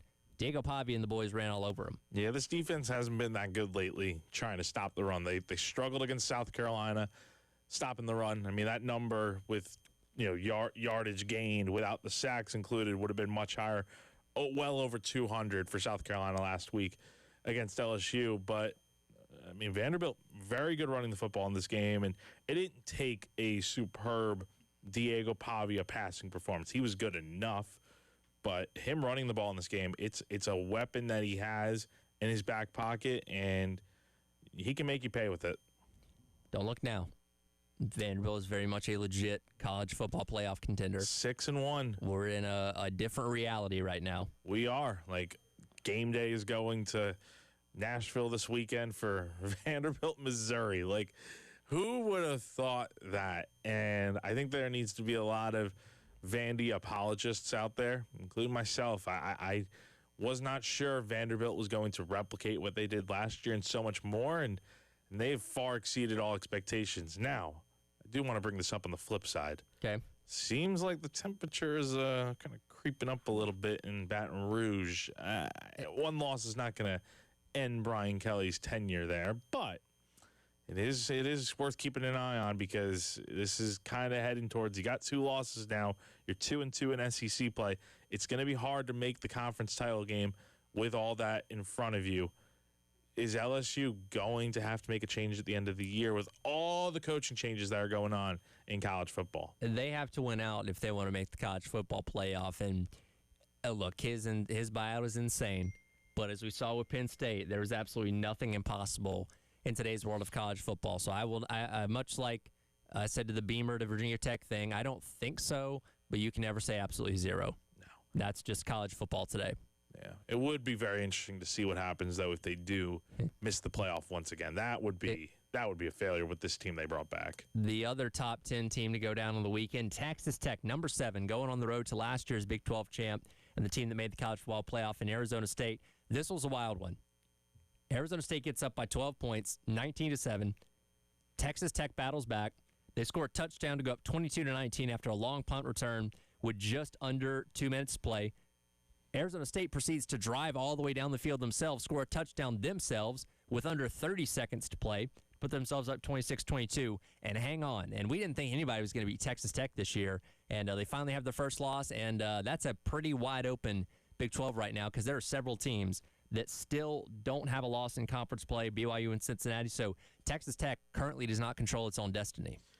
I caught this game at the tail end when I got back to my apartment, and it was 19-7 when I got back. And then I'm like, all right, Arizona State's got this. And then it just didn't, seemingly out of nowhere, Texas Tech gets that comeback. They take the lead. And then, yeah, like you said, Arizona State's able to win this thing. And that 33-yard pass on 4th and 2 by Sam Levitt to Jordan Tyson, I mean, that gave Arizona State what it needed in the final minute to go down and take the lead. But, yeah, just a really impressive game. Nice bounce-back type of game for Arizona State after getting killed by Utah the week prior. And for Texas Tech, first loss of the year, 6-1 now. I think it's still a very legit team. But, boy, like you said, that Big 12 is it's very wide open right now. Well, that was the top 10 teams that went down. To no one's surprise, Billy Napier is officially done at Florida. We'll dive into what went down over the weekend with them and what this means going forward for the Gators down in Gainesville. That's coming up as we wrap up the Extra Point on your Reaction Monday. Tyrod and Jack Belcher here on The Game.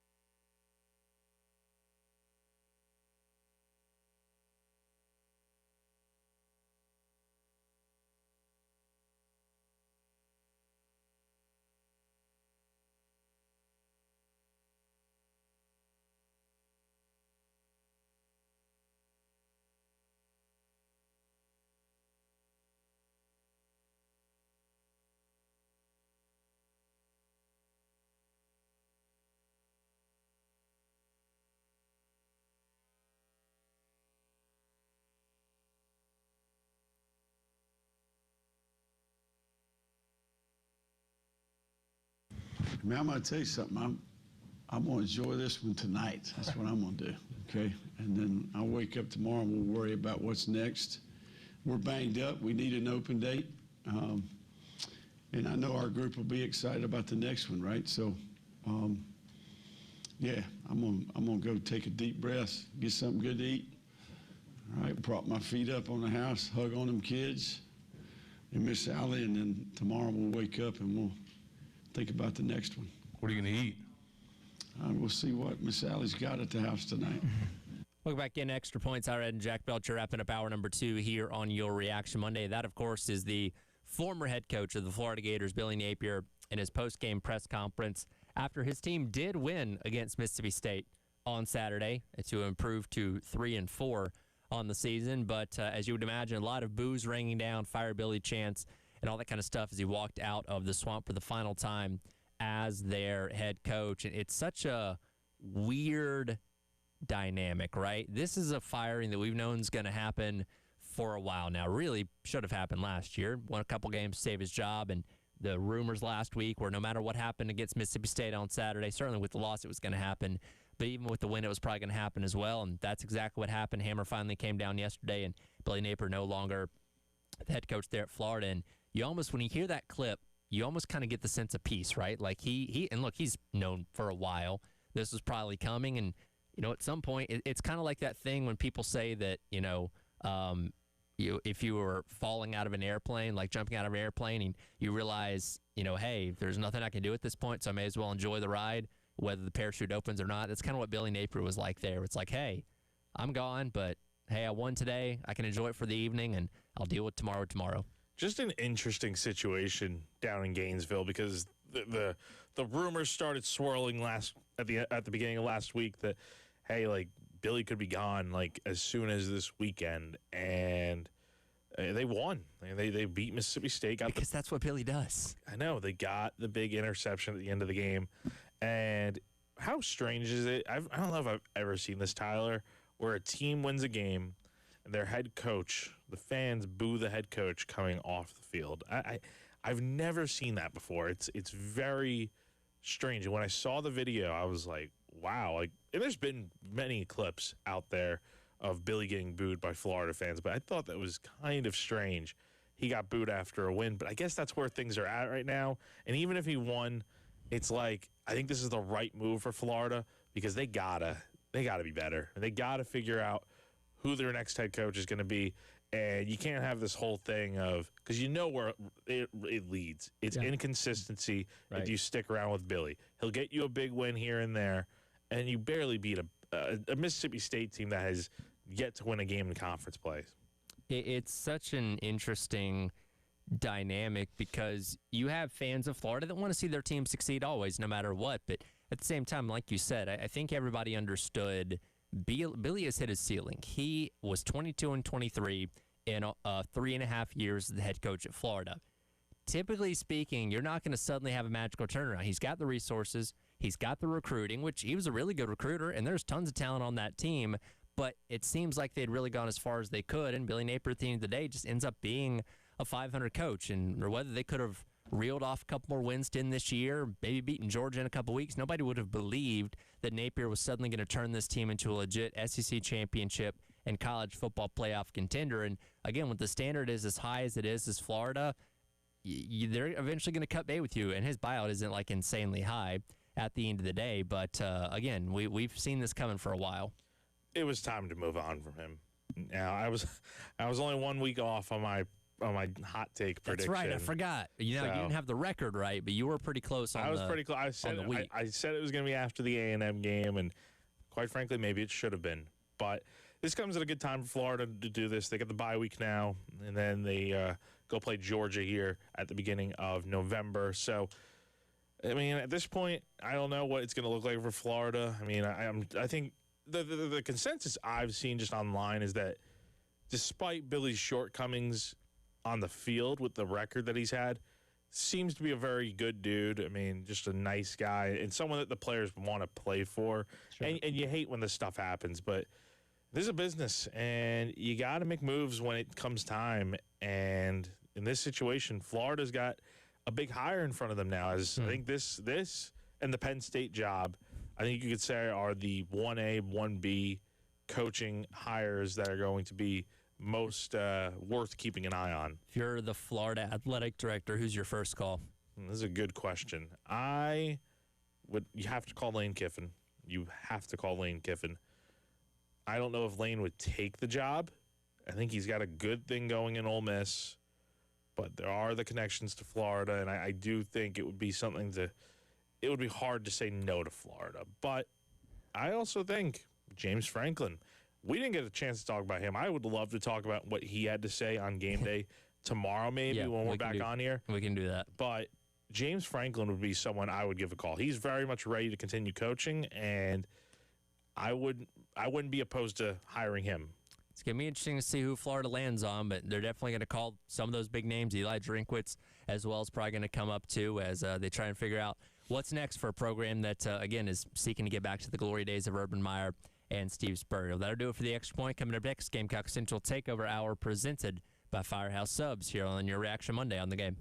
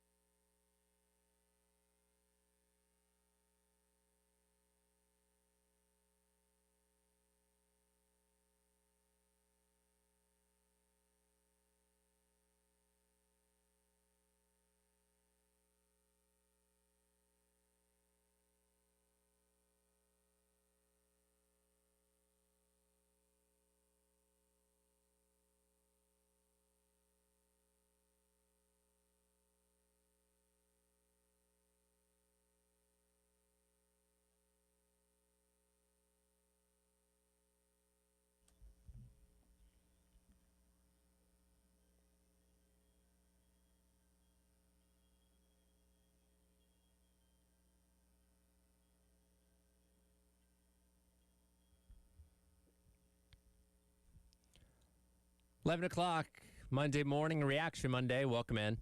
Gamecock Central Takeover Hour presented by Firehouse Subs, Tyler Head, Wes Mitchell. Chris Clark along with you here, unfortunately, having to come in here and talk about another loss for South Carolina, 26-7 at the hands of, at the time, the number 14 Oklahoma Sooners on Saturday out at Williams-Brice Stadium. And, guys, just quite frankly, not a fun day to be in the building out there, to say the least, as we started off the back half of this schedule in a less than thrilling way.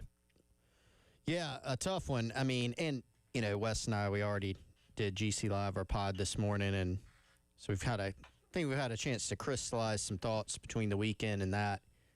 And really, like, for good reason, right? A lot of the conversation that I think we're going to get into here is going to center around South Carolina's offense for obvious reasons. But really, man, you look at all three phases of the game, there wasn't much good that you could point to. You know, offensively, again, that's going to dominate the conversation, a lot to get into there, but you had the failed fake punt. The defense basically did what you couldn't afford to do against Oklahoma. You know, it was kind of a perfect storm in a bad way in that, you know, Oklahoma's had some struggles up front too, giving up some negative plays. You couldn't create a lot of those. They were able to run the football. I looked up one point, kind of thought, hey, seems like Oklahoma's going for about 6 yards a clip on the ground here. And then after the game, you look at the box score, and both of their backs went for 5.3 a carry. They were in some second and manageable, third and manageable situations. You didn't have them behind the chains a lot. They were able to scheme up and execute some easy short routes, a lot of hitch routes early. If you're South Carolina, you had a couple of turnover opportunities that would have been really good plays, but you couldn't convert. And then they were able to run the football, and you just couldn't play complementary ball, right? Then you look at offensively, of course. You know, same story. Yeah, you cut down on the penalties, but you couldn't protect, couldn't consistently run the ball. You weren't able to cash in with any big plays, explosive plays, which I thought was the key going in. And the result is what you saw with the loss. Yeah, and guys, I think something Chris said just kind of jogged this into my brain. When you talk about the lack of complementary football on the South Carolina end, the other side, you know, credit to Oklahoma, they played complementary football. And I think you typically, not that you can still get some turnover opportunities as we saw, but to really, like, turn a team over, to really, like, create some situations where you can get the ball back, typically those do come when you're able to rush the passer, when you're able to get them in third and long, you're able to stop the run. You force the opponent to take some chances, whether that is taking chances because of game flow or taking chances because of down distance and situation. And, you know, really, you're talking about an Oklahoma team and an Oklahoma offense that, one, came in struggling to run the ball, but two, came in struggling on offense to protect the ball and struggling on defense to create takeaways. And so I think Oklahoma's going, man, we're not really getting a ton of just pressure in terms of game flow from the South Carolina offense. So let's keep it somewhat conservative. Let's protect the football. Let's run the ball. Let's hit some of these quick kind of perimeter, kind of slot throws and stuff like that. And until we are threatened by South Carolina, we're just going to keep doing what we do. And the offense, other than kind of that little stretch in the middle 8 where you're going, well, is Carolina about to get back in this game? They did get back into it, but then never really threatened from there. Coming up, not getting points going into the half, I feel like that would have been such a momentum shift. And then you're coming out, all right, you had a good drive to start the game. Can you have a good drive to start the second half? And it was actually almost a carbon copy of the second half of the Vanderbilt game, where you came out, you got 9 yards on the first sequence on the first drive, and you're backed up so far, you're going, well, do you just be super aggressive and just go for this here? Do you think you can get it, knowing your issues with short yardage situations? Man, it'd sure be good to stay on the field here, but the game could be not over, but you could really, really, really hurt yourself if you don't get this. So you you reluctantly, I think, punt it away there when you really, if you felt good I actually feel like if everything else played out the same way and you felt like pretty good about your O-line and pretty good about your offense, there's a pretty good case of just saying, this is a very important drive. It's 1 yard. We're going to stay on the field. But you didn't really feel confident or comfortable doing that, which led you to kind of some, I would say, uneven decisions in terms of when you went for it and when you didn't. We saw the fake punt. We saw a punt later on in a short yardage situation, and we saw them go for it on the initial 4th and goal from about the 5, which I think typically I understand completely why you wanted to make a statement.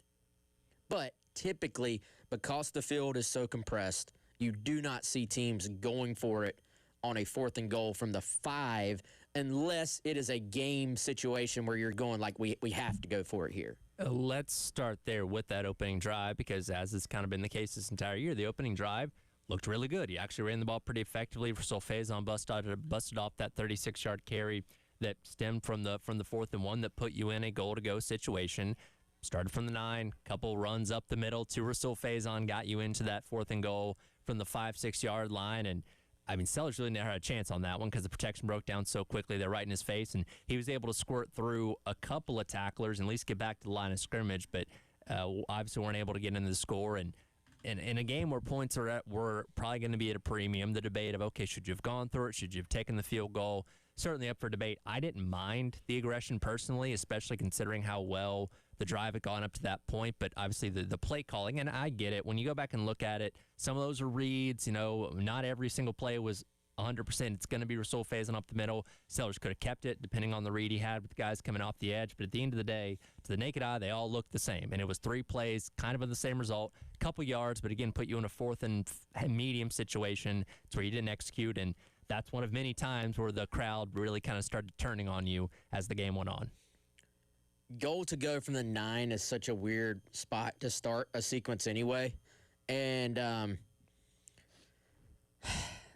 I don't know, just philosophically, I don't know if I even like running the ball.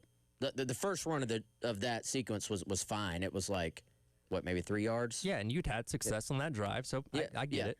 Philosophically, I don't know. You kind of get in a situation where if we're already going for it on 4th down, you say, all right, well, you have 4 downs, keep chipping away at this thing. Now, you didn't expect the 3rd down call to just get blown up and go backwards, right? That's where I think you maybe reassess. I don't like that you brought it down to one throw, and this throw has to convert or we're off the field. Now, the other side of that, and this is something people, I think, ignore or forget, is that, all right, even if you don't get a 4th down, you put Oklahoma in a situation, field position-wise, where they are backed up with the student section right behind them. In theory, you know, they're going to be a little bit conservative. In theory, yes, they scored on their first drive, but they have not been good offensively this year. You force a 3 and out, you get the ball right back in phenomenal field position.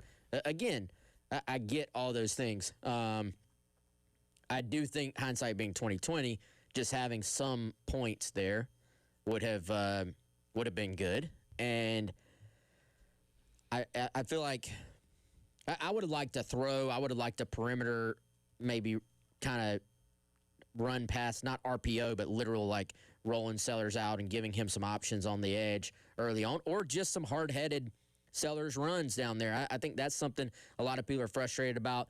And Tyler, to your point, especially the 3rd down, it was like a split zone. Looked like there was an opportunity to pull that ball out. Sellers handed it off. I get the defense at times will dictate whether the quarterback keeps or not, if you're running some type of zone read look, right? I think a lot of people are going on both of those sort of goal-to-go situations where you ended up having to go for it on 4th down. You got the second one. You didn't on the first. In that sequence, if you're on defense, the one thing every defensive coordinator says is, man, you got to worry about the QB run down there.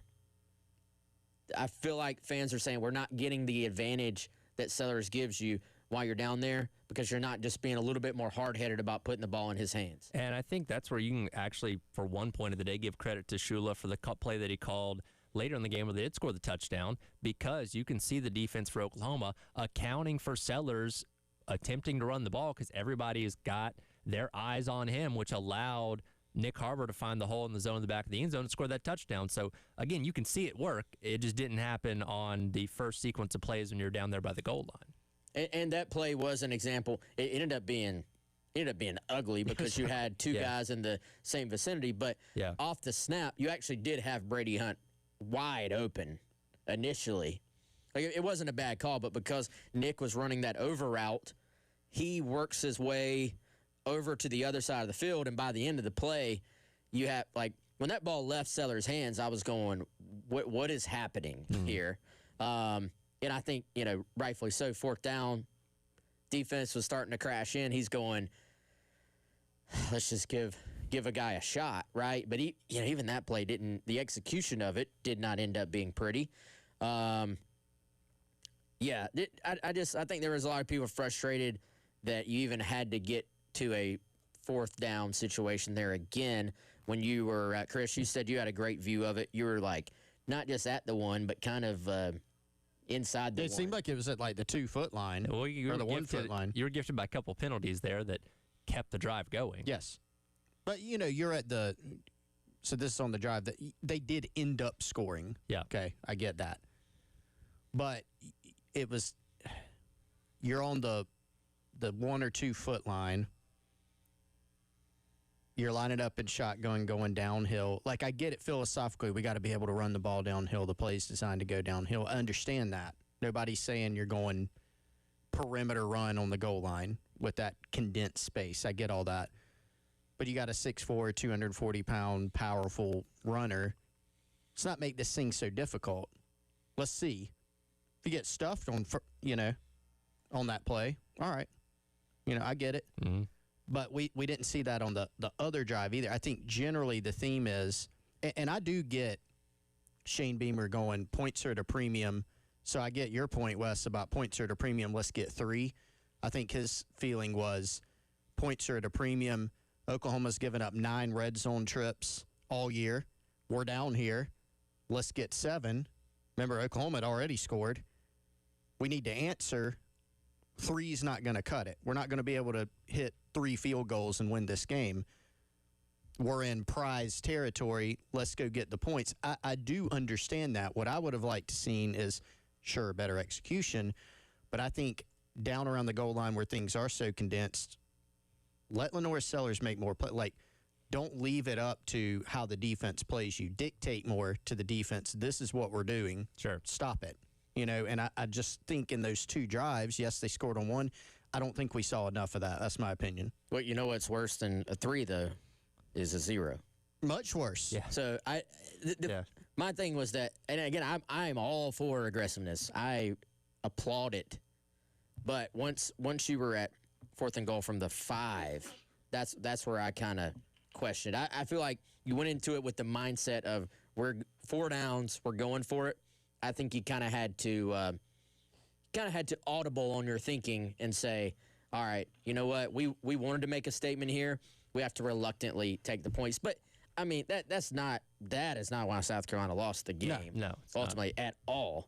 And if you execute, you have a good call there, you execute it, and you score a touchdown there, then it's one of those things where you can make the case, all right, it was the right call, and you made a statement, and you got 7 points to start this thing. So I get it. It's not why I said what ultimately happened was, for whatever reason, South Carolina just did not execute well enough in all the phases of the game going in, and didn't win third down battle, didn't win turnover battle, didn't win red zone battle.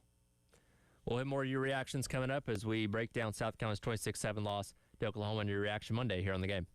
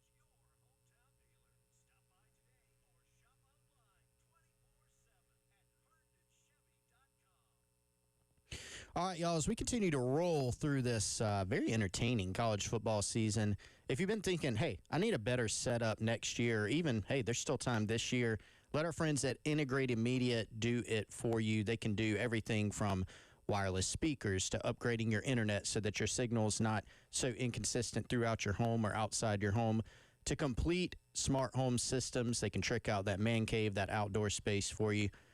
Check them out, integratedmediainc.com. I've trusted them to come out to my home. They've been out to Wes's home. They could come out to yours, too, and get it done for you from an audiovisual standpoint. You don't have to go to the big box stores. They can take care of all the sourcing of the equipment for you. They can recommend the very best in tech in 2025 and beyond, and come out to your home and professionally install it. Again, TVs, wireless speakers, Wi-Fi, the very best equipment installed by a local company who is the best. That's Integrated Media Inc. or 803-948-8327.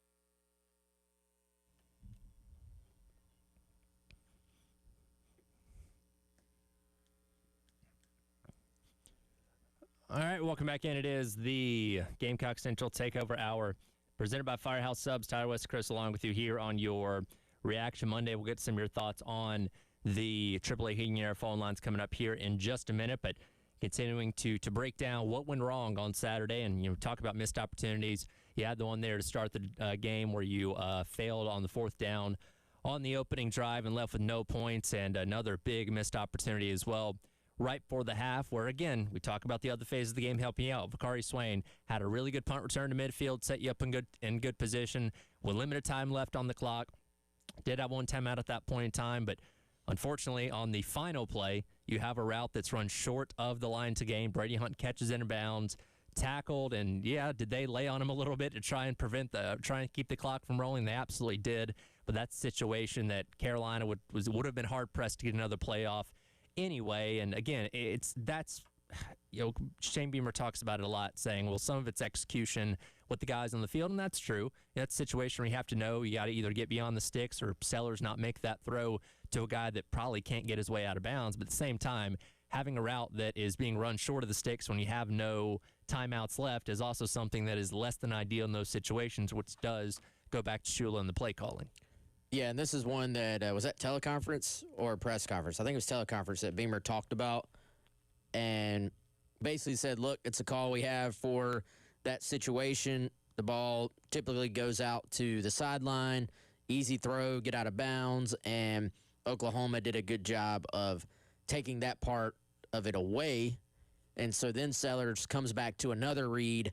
And, I think that's one of those things where you almost have to, and I know precision and route running is important, and you want guys to get to landmarks and stuff like that, but having it to do over, my guess is knowing down, distance, game situation, and coverage, you got to kind of bend that route a little bit deeper, just knowing where the sticks are in case the ball does come to you. And, if you get the first down there, you have the opportunity, the clock's going to stop, you go up, you spike it. Yep. Kicking a field goal, everybody's happy. And unfortunately, maybe you're running that route thinking, ball's not coming here. Next thing you know, the ball's coming at you. Got to catch it. And then you're like, do I aim for out of bounds? Do I aim for north-south to try to get the first down? Now all of a sudden the clock is sped up. Your brain is sped up. There were some people standing around, too. I would have liked to have seen some people go try to shove Brady forward as well on that play. As well. That's one. But it was just another unfortunate scenario of when you're talking about games at the time, in the margins, and, you need to take advantage of those opportunities, and they just did not. And, I know that's got to be frustrating for Beamer. It's got to be frustrating for the staff, frustrating for the players, because it's just a missed opportunity, and you could have had, really, if you hit a field goal there after being down 14-0 and now it's 14-10 and you're getting the ball, just the momentum aspect of that is massive. Yeah, because you still go into the half, even with that, kind of get the feeling, missed an opportunity there. Didn't play well in the first half, but you're going, all right, you're down a score. You get the ball back. Yep. Can you scrape some things together offensively? Can you play a little bit better than you had defensively? Can you, you're still thinking, okay, can you do better against the run game and, get them in some third and long situations and be able to go rush the passer? But we haven't even touched on this yet. Dylan Stewart's out.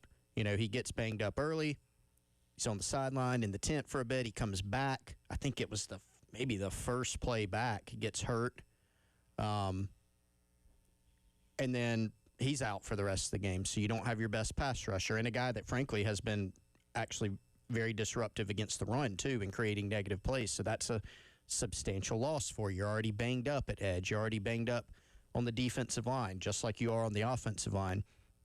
Carolina had an opportunity, to turn that one in. And I'm not putting this – Jalen Kilgore still made a great play on this play. They had a third down.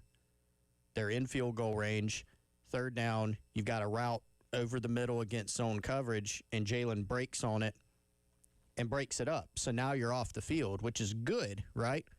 But the difference is if Kilgore could come down with that ball, and again, it would have been a tremendous – we would be sitting here talking, man, what a play that was. Now you've got the ball back, and you got the ball back in pretty good field position. You've prevented a score. Well, you don't get the turnover. Oklahoma's got a 54-yard field goal. You're hoping for a miss. They hit it. Now it's a 10-point game. And with what you've seen throughout the rest of the game, you're going, all right, a 10-point deficit against this defense with the way you're playing offensively. is that almost insurmountable? It ended up being a moot point because Oklahoma continued, scoring offensively too. But nonetheless, just another one of those another one of those opportunities that were just, you couldn't quite cash in on. Maybe I'm just forgetting one. When was the last time a South Carolina opponent missed a field goal? It's a great question. Seems like it doesn't matter where it's from. Yeah. Didn't Kentucky miss one or no? Did they miss one? Let me go back and look. Yeah, we'll have to go back and look. It's been... The guy from Virginia Tech hit, 8 from 50 yards plus. But that's what he does. That's what he does. Spartanburg native, by the way. I'll say it's not something that happens a lot. I feel like every time I'm like, wow, defense got to stop here. This is a 55-yard bomb, and it looks like it's good from 67. I off the top of my head, like I feel like opponents have been hitting at a 99% clip for the last year and a half. It feels that way. I don't have an answer for that at the moment. I'll try and find it in the break. But I was wrong. The Kentucky guy was 2 for 2. Of course. You mentioned when they went up 17-7. Your personal belief is that may be too big of a lead to overcome, and I think the crowd in the stadium reflected that belief because that's where, and people were already starting to file out a little bit anyway. But you're down 10 with still time to go in the third quarter, and that's when a large sum of people started to leave. That's where the fan base is at right now, with the belief in your offense that a 10-point deficit with over a quarter left is too much to overcome. Which in 2025, big picture wise, that should not be the case. Yeah, shouldn't be. You should not have to feel that way. I understand why people do feel that way, but as much offensive football goes on around the country, you just would not think. And I think, guys, there was probably just an overwhelming amount of frustration at that point too, because there were high expectations for this team this year, and not only has that just not happened, you haven't hit those expectations, but it's been a miss by quite a bit. Opposing teams are a perfect 13 of 13 on field goals this year.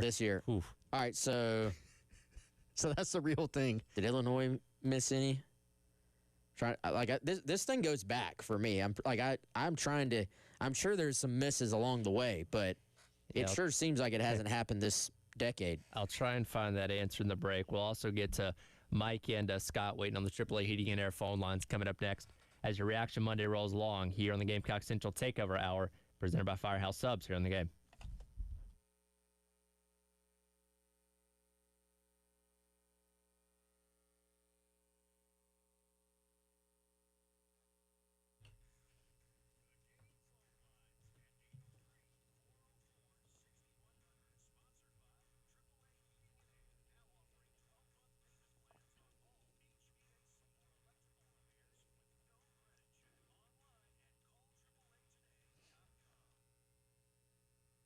All right, everyone, let me tell you about our friends over at Game Day Men's Health. If you're a guy out there listening and you've been struggling with some symptoms like, weight gain, muscle loss, haven't had a lot of energy, not sleeping well, just generally not feeling like yourself, it could be that you want to get some treatment from our friends over at Game Day Men's Health. They specialize in optimizing your hormone levels through testosterone replacement therapy, and you can see if you're a candidate and if it may help you by going into their Man Cave Style Clinic, conveniently located near I-77 and 2 Notch Road in Northeast Columbia.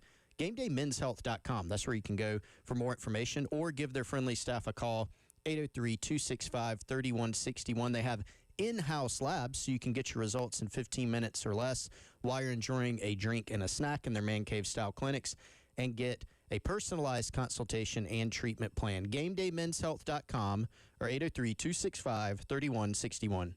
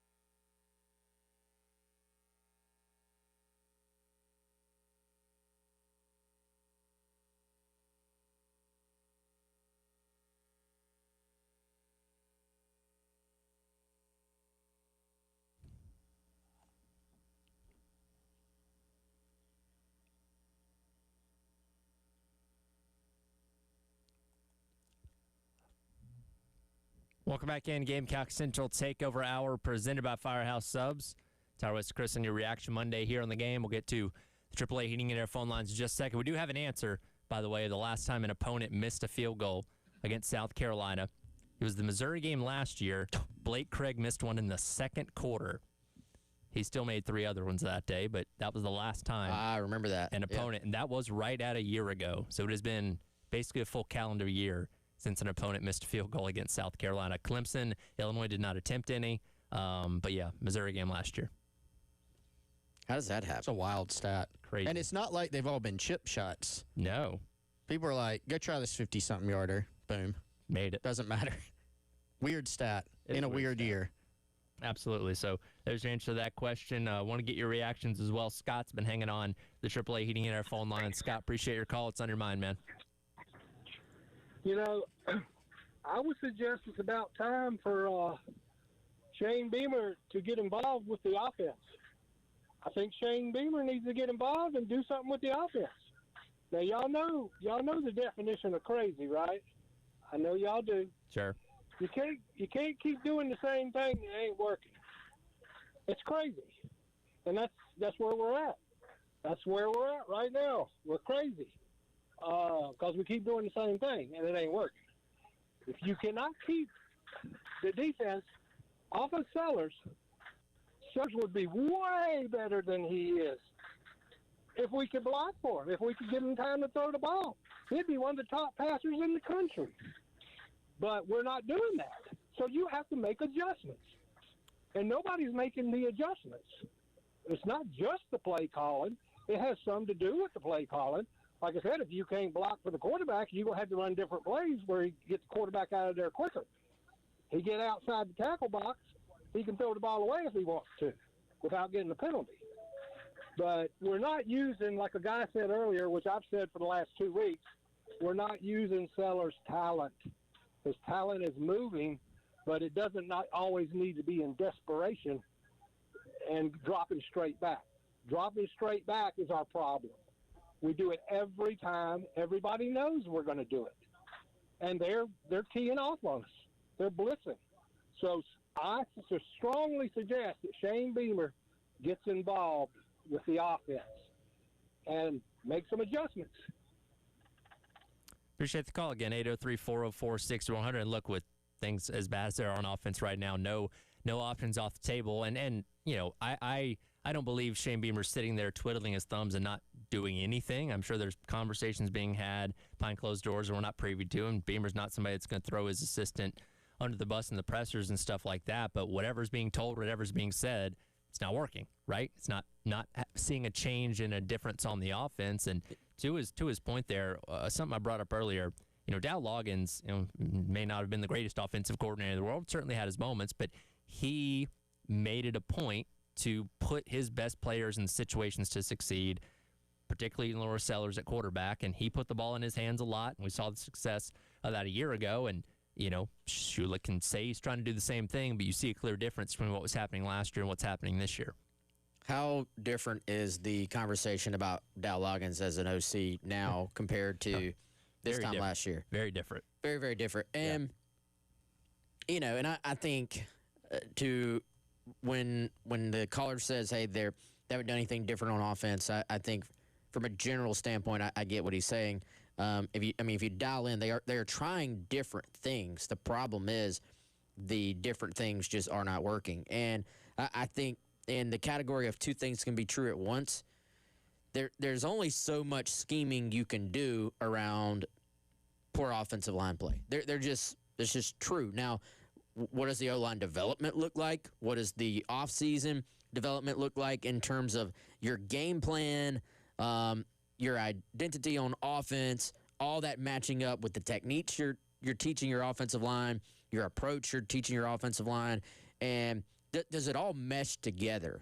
You know, I think is the O-line just have that big of a talent deficit at this point, or is there a deeper issue there? And you know, Beamer made a change on O-line as he, as we've talked about for the last week, and so I think.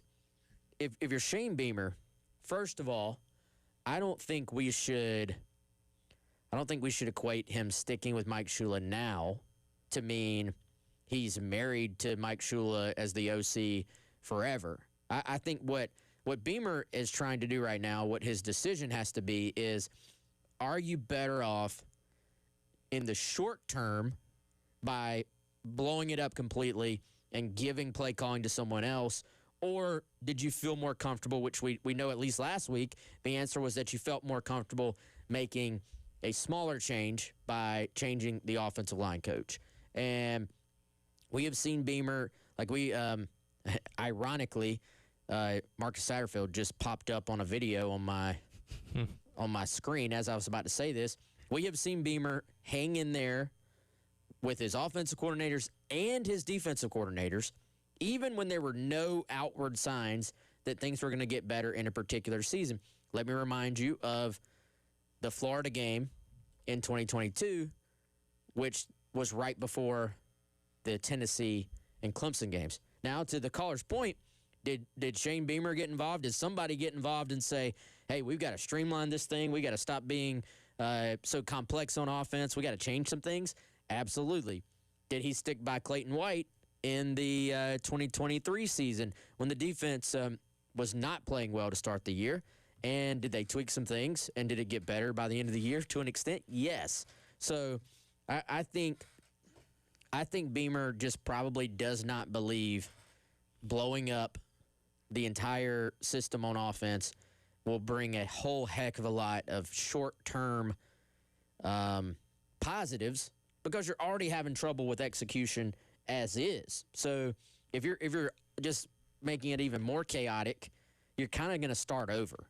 But that does not mean he's not going to take a very, very hard look this offseason. He's already said last week that the offensive stats are, quote, alarming. So, and he admitted, hey, 2 or 3 game sample size, it's a small sample size. Half of a season sample size, now more, it's alarming. Yeah, and I think some people that would have the counter to that is to say, why not shake it up? It can't get any worse. And generally, like I can kind of understand that thinking. I'm always of the thought it can always get worse. You know, Carolina could be 0-7. Penn State's about to find that out, by the way. Yeah, right.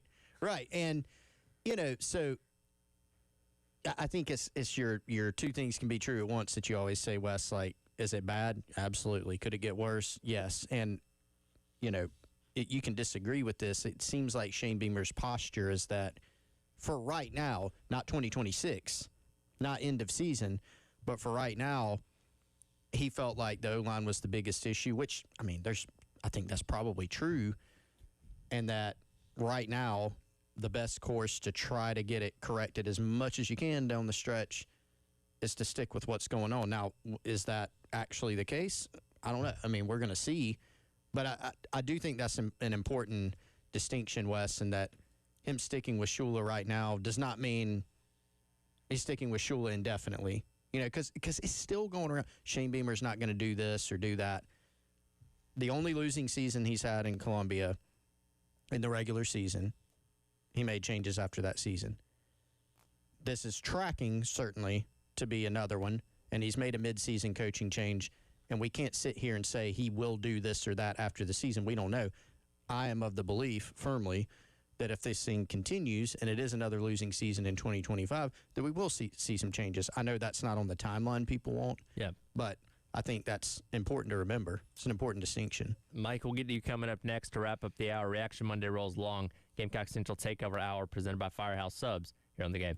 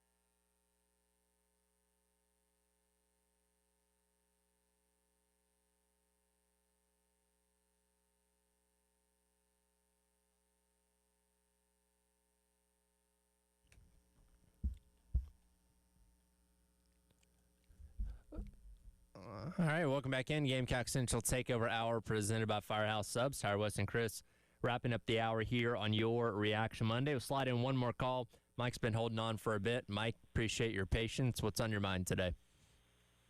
Well, Led, you pretty much covered the last 15, 20 minutes. The things that I was trying to make a comment on. I don't understand Beamer, knowing that he's got a great job here, knowing that he's got a longevity as long as he wants, because he's a good coach. But the one thing that we're finding out is that he's not a good coach of his coaches, and I was not a Shula fan when he came on. He had an ego that busted him out of the NFL, and then when he promoted him, when Long left us, it was downhill. In other words, this call should have been made at the Illinois game at the bowl game. It just he's let this thing to the point where it smells bad, it looks bad. Seller's cousin in Hartsville. It says, listen, he's miserable. I mean, nobody likes the guy. Why in God's name would Beamer sacrifice his job and his career here just to save one man? I'll never know. But it's a situation that is just. I don't think it's going to last. I don't think there's going to be some changes this year, but I think the changes for next year, Beamer's going to be gone, bottom line. And it's a shame. It really is, because Shula's a cancer in the program. His attitude, I'm better than you, I'm smarter than you, it's just not going to get it. Never has for him, and it sure hasn't for him. Appreciate the call there. Got to kind of getting up against it here, but appreciate the call, 803-404-6100. And going back to the point we were talking about a moment ago there, I don't know who else would call plays on offense if he did make a change in the season. I looked it up.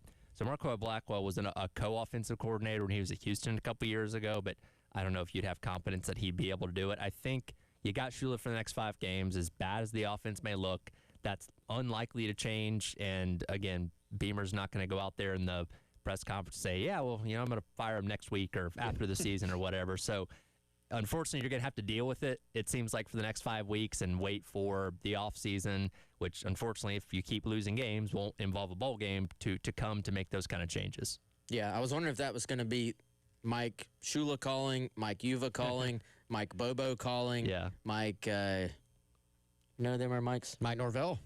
Mike Norvell calling. Yeah, he's probably going to be looking for a job here soon. It was none of the above, but that'd be funny if Mike Norvell called under a fake name and started going over Mike Norvell's resume. You guys got an OC opening? Mike Norvell's great.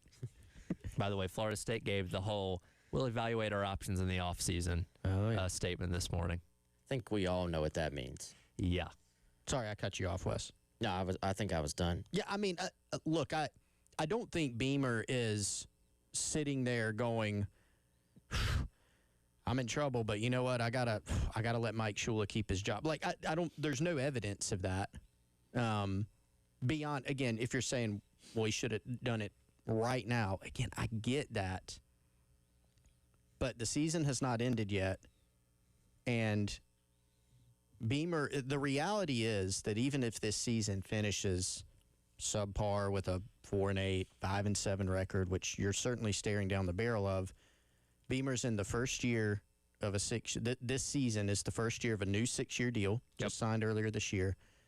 And last year, and you may roll your eyes, but there is reality, they were 2 points away from the playoff. And so that buys you, like, you've had some high moments here. You've gotten 2 wins against Clemson. Like, you've done some good things to where the situation of, say, Penn State is different than here. It just is.